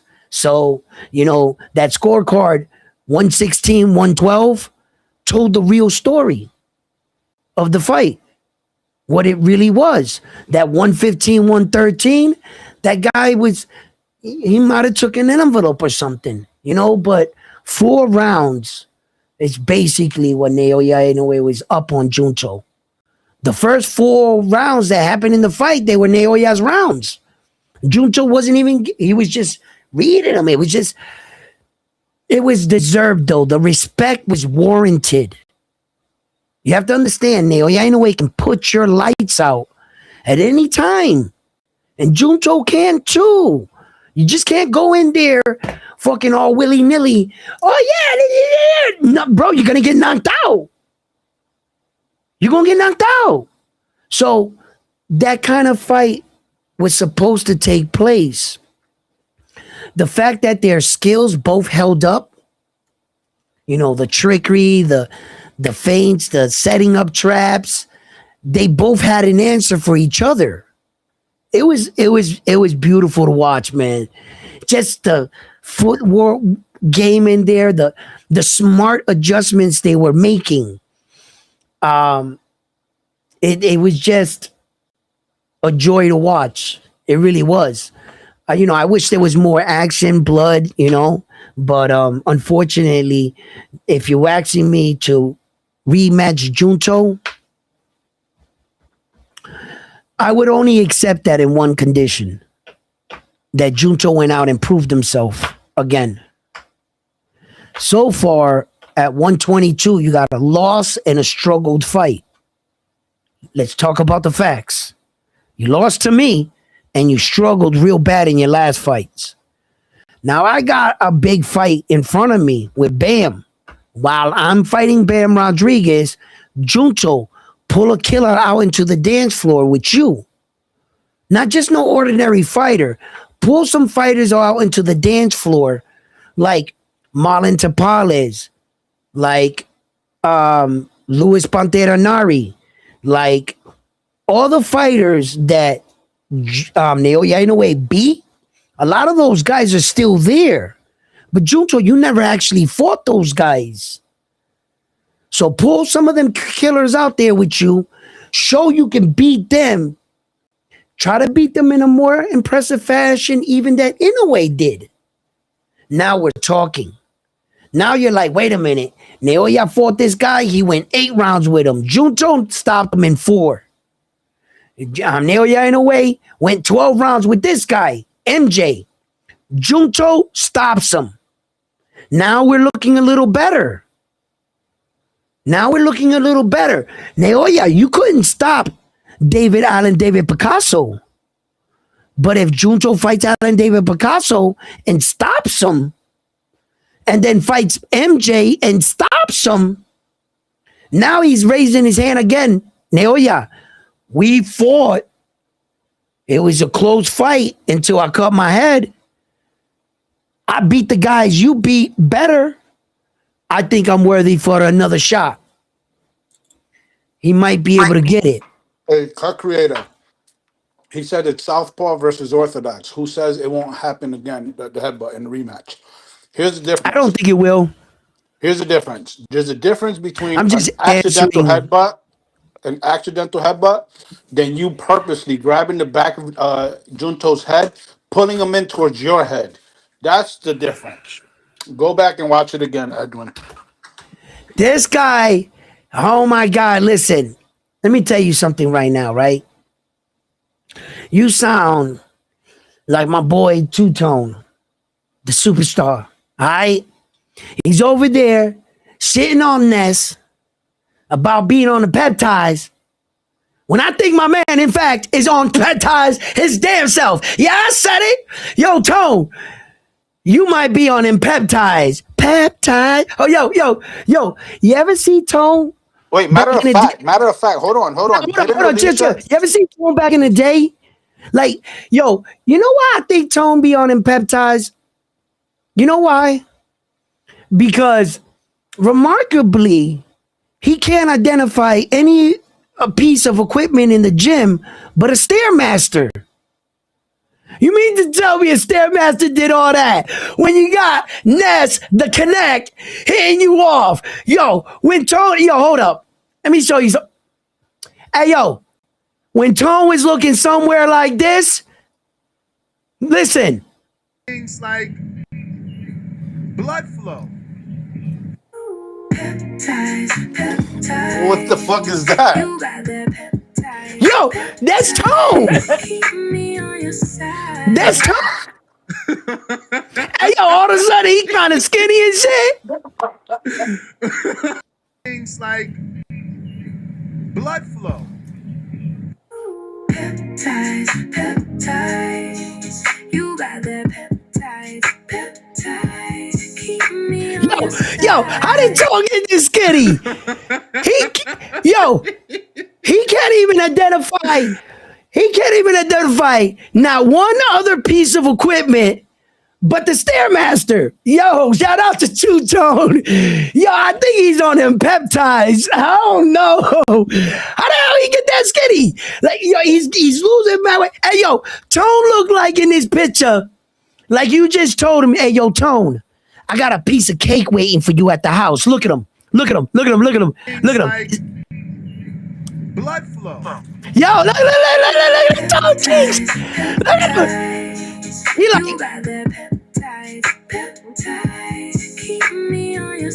look at Tone. Yo, hell no. Yo, Tone trying to tell me, he trying to tell us that He lost all that weight on a Stairmaster? Hey, yo, shout out to you, Two-Tone. Shout out to you. That's my boy, bro. Tone crazy. Tone crazy. Yo, hey, yo, you know what happened, right? Frontline, you there? Hold up. Where's Frontline at? Frontline? Oh, he got a call. He ain't clicking in. Yo, hey, yo, Alicia was like, yo, Tone, I might get you a chance, but you might have to, do something about that blood flow Things like and get on them. blood flow. Peptides, peptides. You got that peptides. Keep me on your side. Yo, I think he got on him. Yo, I think quiet is kept. Two-Tone crossed the line. Two-Tone, he went on the other side and shit. I think he on him. He might be on one of them dietary things or something. I don't know. You know what I'm saying? Yo, I'm about to become the spokesperson of them shits, bro. You know what I mean? I gotta look them more up and shit, like, and do it and shit, right? Because, like, I've had conversations with other dudes about it. They're like, yo, you can't use peptides because that's cheating and shit. You're not natural. Like, I hear guys talk like that, and I'm like, what a dumbass. That's just even like a dumb concept to even think of. You do realize there's no water kicking in your door. You're not an athlete. You're not getting paid. It's not cheating. Oh, so wait a minute. It's okay for a girl to get a BBL, breast implants to enhance her looks, but it's not okay for an older man to get peds to increase his look. What is it? So the BBL is not cheating. So them women are not cheating. The tummy tucks, the fake hair, the nails, and you gonna talk to me about some peptides? Man, I'm about to sign up.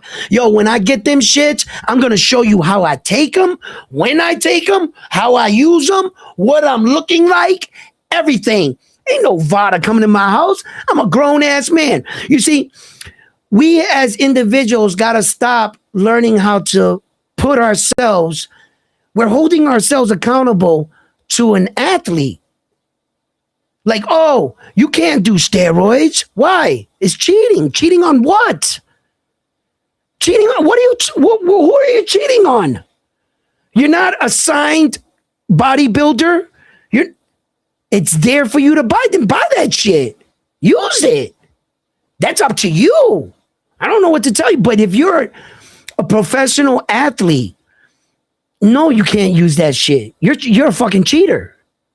You know what you signed up for, but everyday person, a citizen, like the fucking Dallas Cowboys are not going to ask me for a urine test. I can do whatever the hell I want. Why would, I guess some people are ashamed of it, come to think about it, but I don't give a fuck. Bro, if I ever started doing some shit like that, I'll show you exactly how I do it. I'll tell you what I'm on, how many times I do it. So what? Oh, you're not natural. Well, I've been natural all the way up to this point in my life. I don't even know what they look like. I couldn't tell you what one looks like. But I'm getting up there in age, and I'm thinking about trying some shit, because of the fact that I can. Simple. What's there to be embarrassed about? I guess if a guy was claiming to be all natural and he was using that shit, well, you're just a phony motherfucker. You're a fraud. Be a fucking man. If you dye your hair like me, my hair be gray as fuck. I dye my shit. So what? Dudes act like, oh, you dye your shit? Bro, learn how to take care of yourself and look good. And stop being on some shit like you're holding yourself to a standard like all these dudes were looking way older than their wives. Their wives are looking beautiful. And then here comes this guy, bald, with his fucking suit, fucking hair all the way out here, whiskers coming out of his nose. Doesn't take care of himself. But his wife, she's got the fake hair color, the makeup game going. She done got a girdle underneath that, pulling her ass up, putting all that fat in place. Fucking, she's got a padded bra, cheating all day. When you take that makeup, honey, that's not what you look like. And then dudes are gonna try to make another guy feel down about taking a peptide? The fuck I gotta be down about? What would I have to be embarrassed for? I'm not signed to the fucking New York Knicks. I'm just a regular person. I can do whatever I want.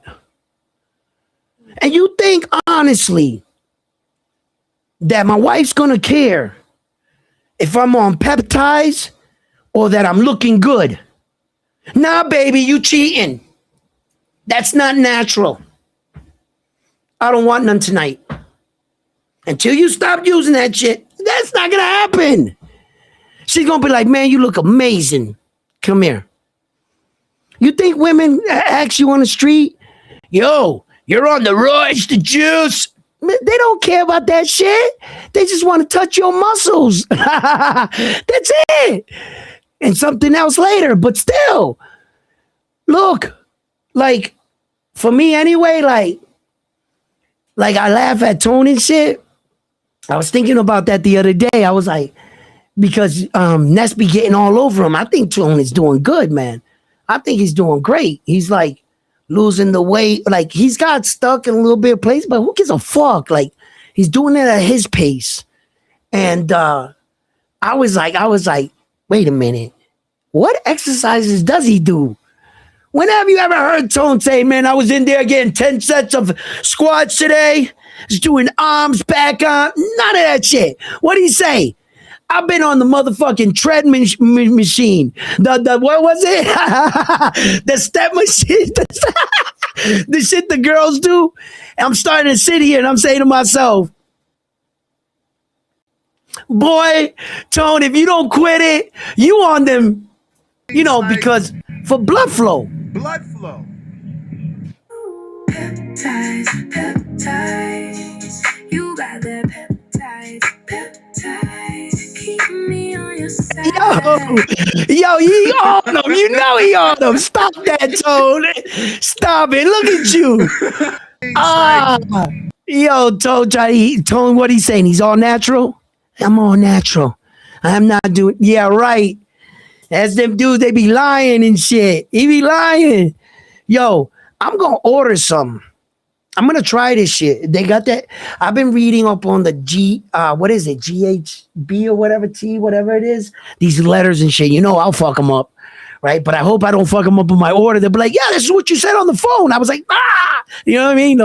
You know, but I don't need more testosterone. I'm like an energetic dude, if you haven't noticed. Like, I got good energy. It's just that oomph, you know, the drive kind of part of it. I can work out, but and then it gets tough, you know, shit like that. So you know, and then like I think for my age and everything, I've always been pretty durable. You know what I'm saying? Like remarkably, I'm still pretty strong, man. I'm still pretty strong. It won't take me long to get in the gym and be putting up 225 for 10 times. That won't take long at all. I'll probably struggle the first 2 weeks or whatever, and et cetera like that. But, you know, once I get to like in the gym, when I get to like that 225 where I'm playing with the 225, and I'm getting that for multiple sets, 4 sets of like 8 or 10. And that's when I know like I'm feeling good. I'm like feeling good. Then like now, like I'm not like when I was younger and shit. I don't think I'll go up, you know, where I was like up there and shit. But probably now my goal, if I was to go back to the gym, would to at least put up 275, 245 plates in the quarter. At least that's where I would want to be in my head. It'll take me a little time to get there, and I know it would. So that would be my challenge. That's how I would motivate myself. I says, I'm gonna come in the gym. I know that 225 on day one is gonna sit on me.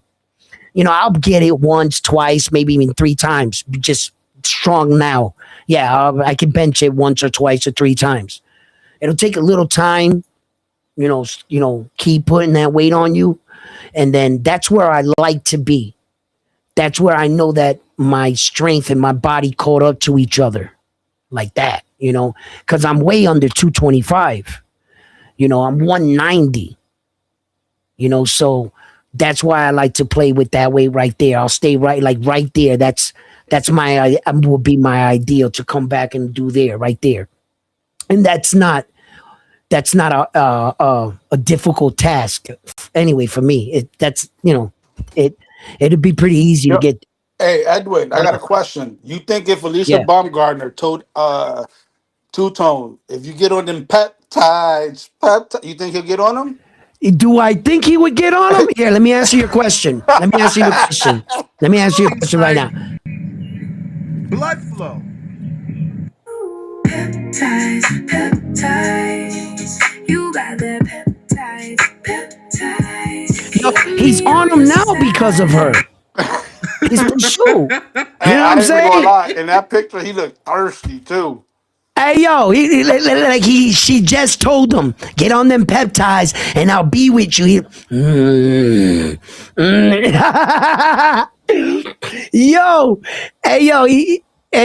Man, listen. He'd get on him. Don't be talking shit about him and shit. That's what makes me so suspicious about him right now.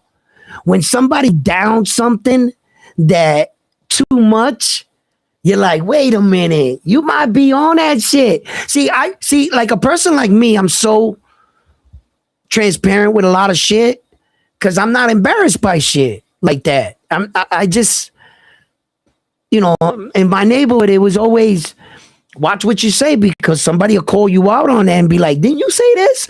So it kept us honest growing up. We knew that if you said, man, I fucked that dude up, and somebody heard you say that, they're going to say you said it. Then all of a sudden you're getting punked and embarrassed. And growing up in my neighborhood, we were real big on that. That's why I'm always upfront with everything because that's the way I grew up. Like, I just think that, if I was to take them or ever took them, whatever I'm gonna share it with you guys because there might be somebody out there watching that doesn't have the same knowledge I have or is experiencing the same thing I am, and me and him could talk about it like men. Some men are embarrassed. They're like embarrassed to admit they dye their head, embarrassed to admit they're wearing a toupee, embarrassed to admit that they go out and have manicures. Because of the machismo ego but no. I'm going to look just as good as my chick. And to a certain level. I'm not doing the eyebrow thing where it's like this or putting on the make. No, we're not doing none of that shit. But I'm going to look like a man. I'm going to look the most presentable I can feel. If I got to get my manicure or something, I think I got 3 manicures in my entire life because of her. But I never go out and get them. But I do my own shit, But I'm gonna get my hair cut. I'm gonna get my shit looking right, and we gonna go out and have a great time. I'm not going out with her, and she's looking beautiful, and I'm looking all old, busted. I'm looking like 5 times her age. And she looks, and everybody's telling her, oh, you look like you're 25. Yeah, because you put on your makeup with a roll on. Bro, you got so many sheets. Like, these women are crazy, but they do look beautiful. You got to admit, some of these women's makeup game is crazy. Some of these women look like witches. And when they're done with their makeup game, you like, hey. But when you wake up tomorrow and that makeup's on the pillow and she's looking at, hit her with a 2-piece and run. But anyway, I'm not doing that. I'm just the kind of dude that I see things for a little bit for, equality.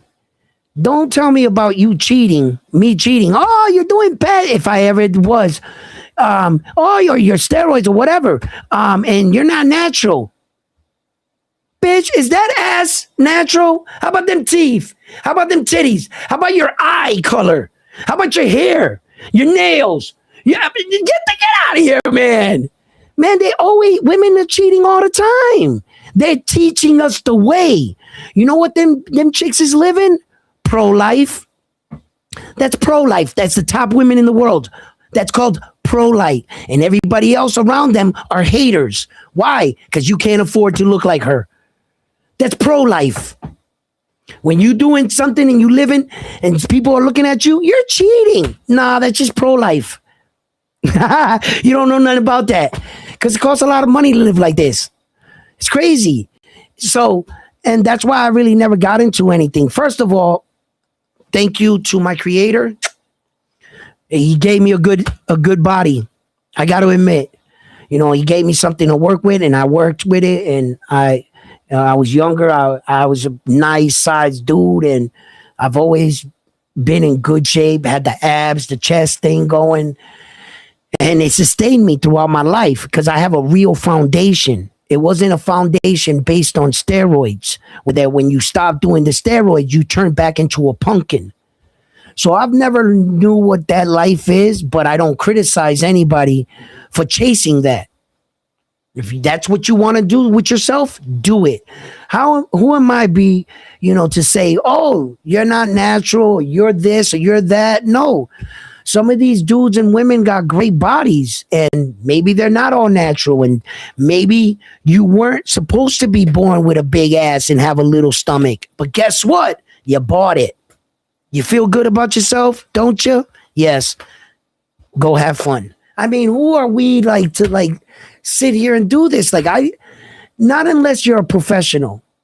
If your title does not say professional on it, then do all the fucking peds you want to do and stop acting like a little fucking and thinking that another man's perception on you should diminish. Stop putting your expectations on me.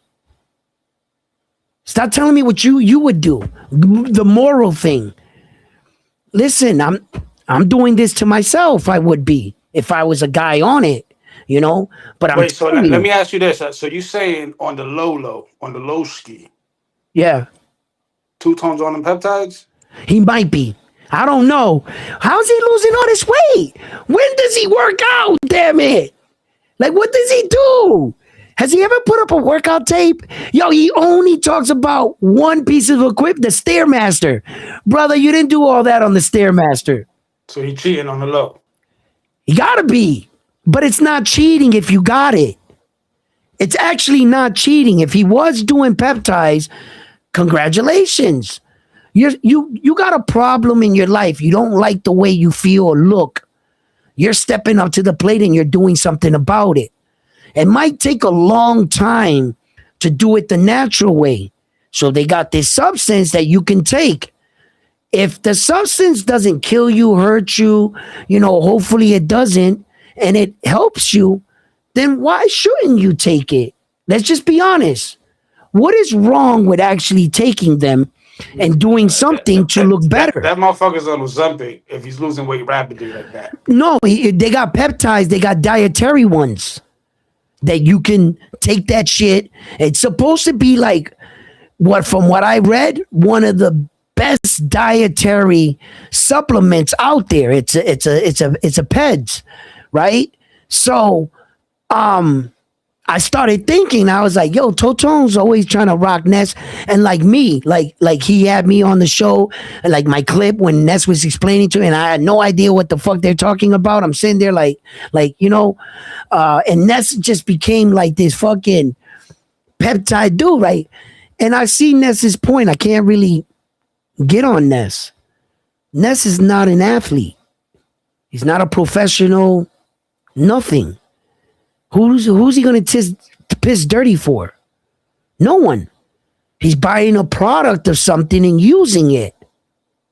Okay, where's the problem? I don't understand. Oh, you're not natural. Well, then naturally shut your fucking mouth and go that way with your opinion. Because I don't think what you say about me dictates my life. Do you pay my rent? Do you pay my bills? Do you pay for me to eat? Are you paying for the peptides for me? Then shut the hell up and go that way with your opinionated ass. That's just the facts. Don't ever let anybody stop you from doing or looking the way you want to look if it's in a healthy way.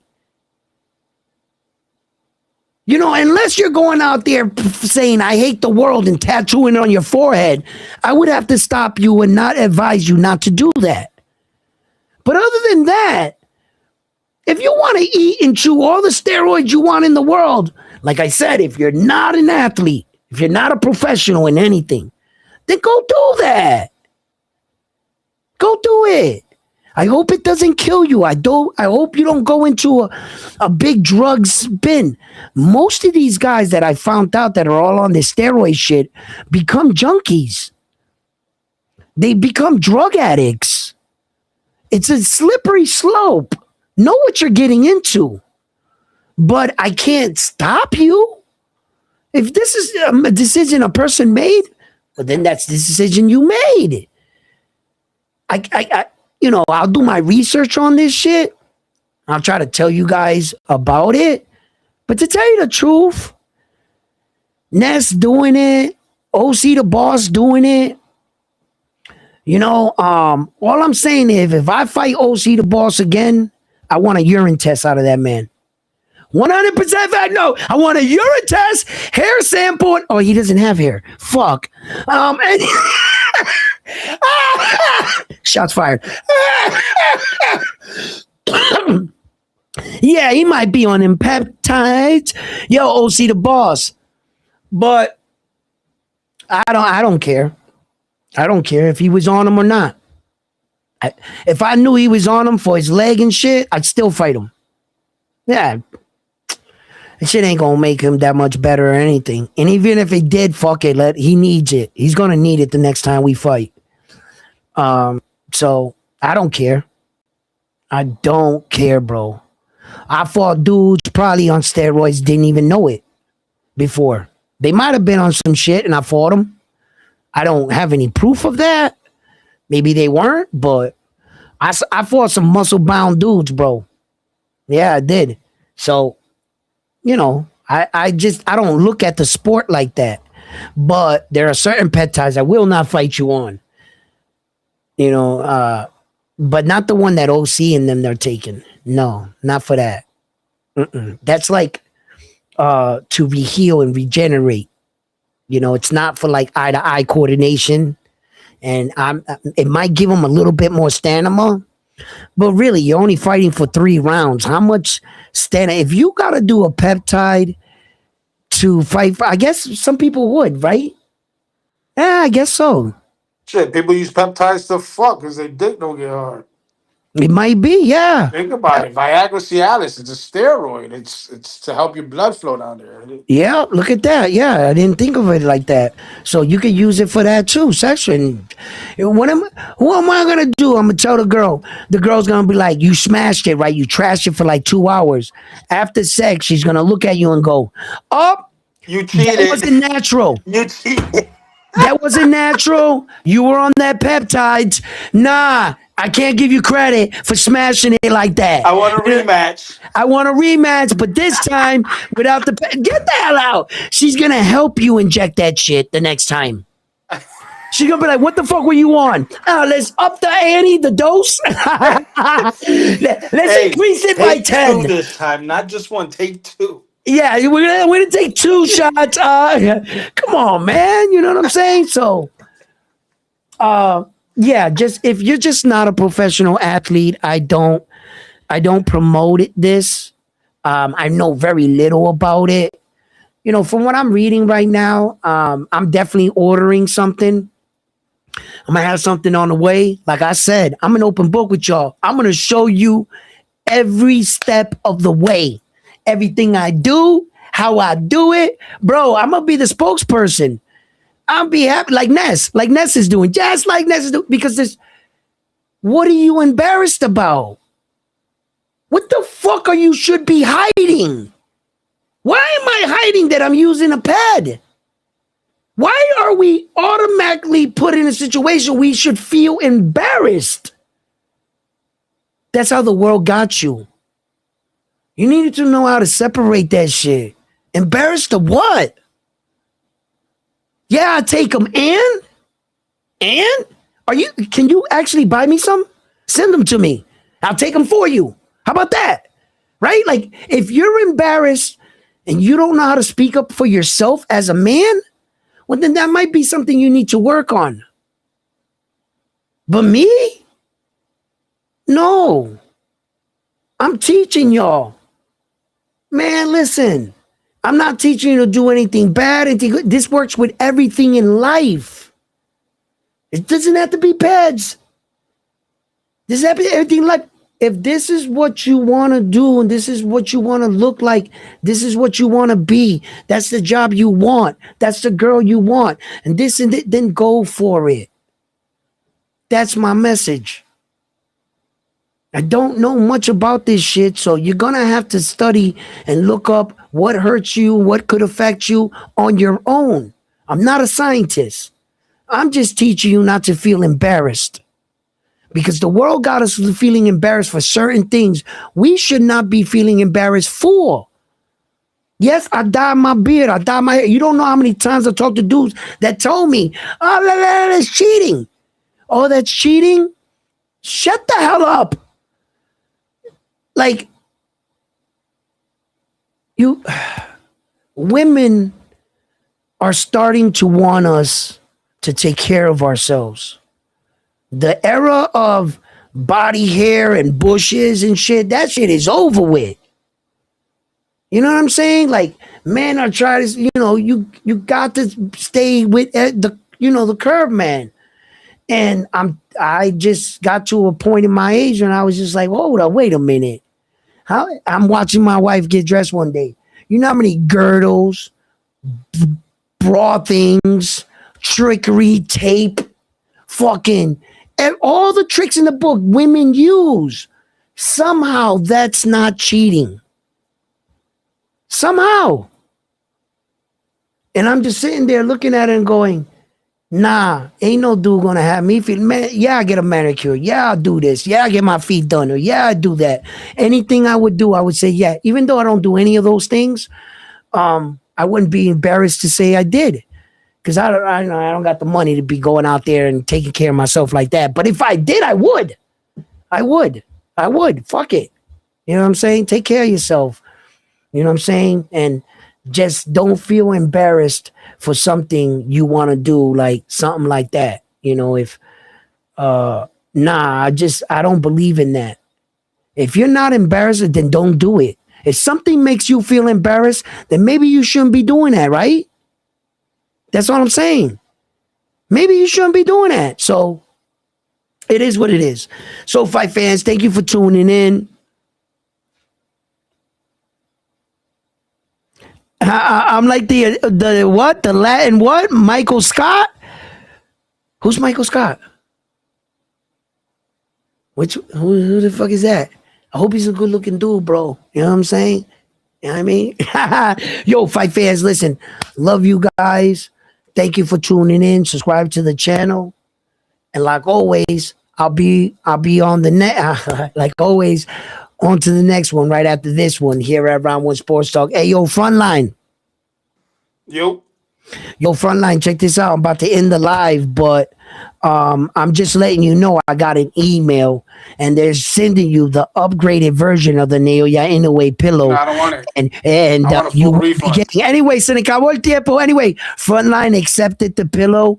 He has it once again. He secretly has a tattoo right on the top of his chest. It says Neoya Inoue for life. But he's a real fan, but he's just trying to be tough. Yeah, so fight fans, thank you for tuning in. Don't forget to hit that like. The members that have became members and long-term members, like Peace to God, thank you for subscribing. Thank you for making this possible and for me to be able to do this day in and day out for you guys. Thank you. You guys make this all possible. Thank you. Let's get this video up to 100 likes. Peace.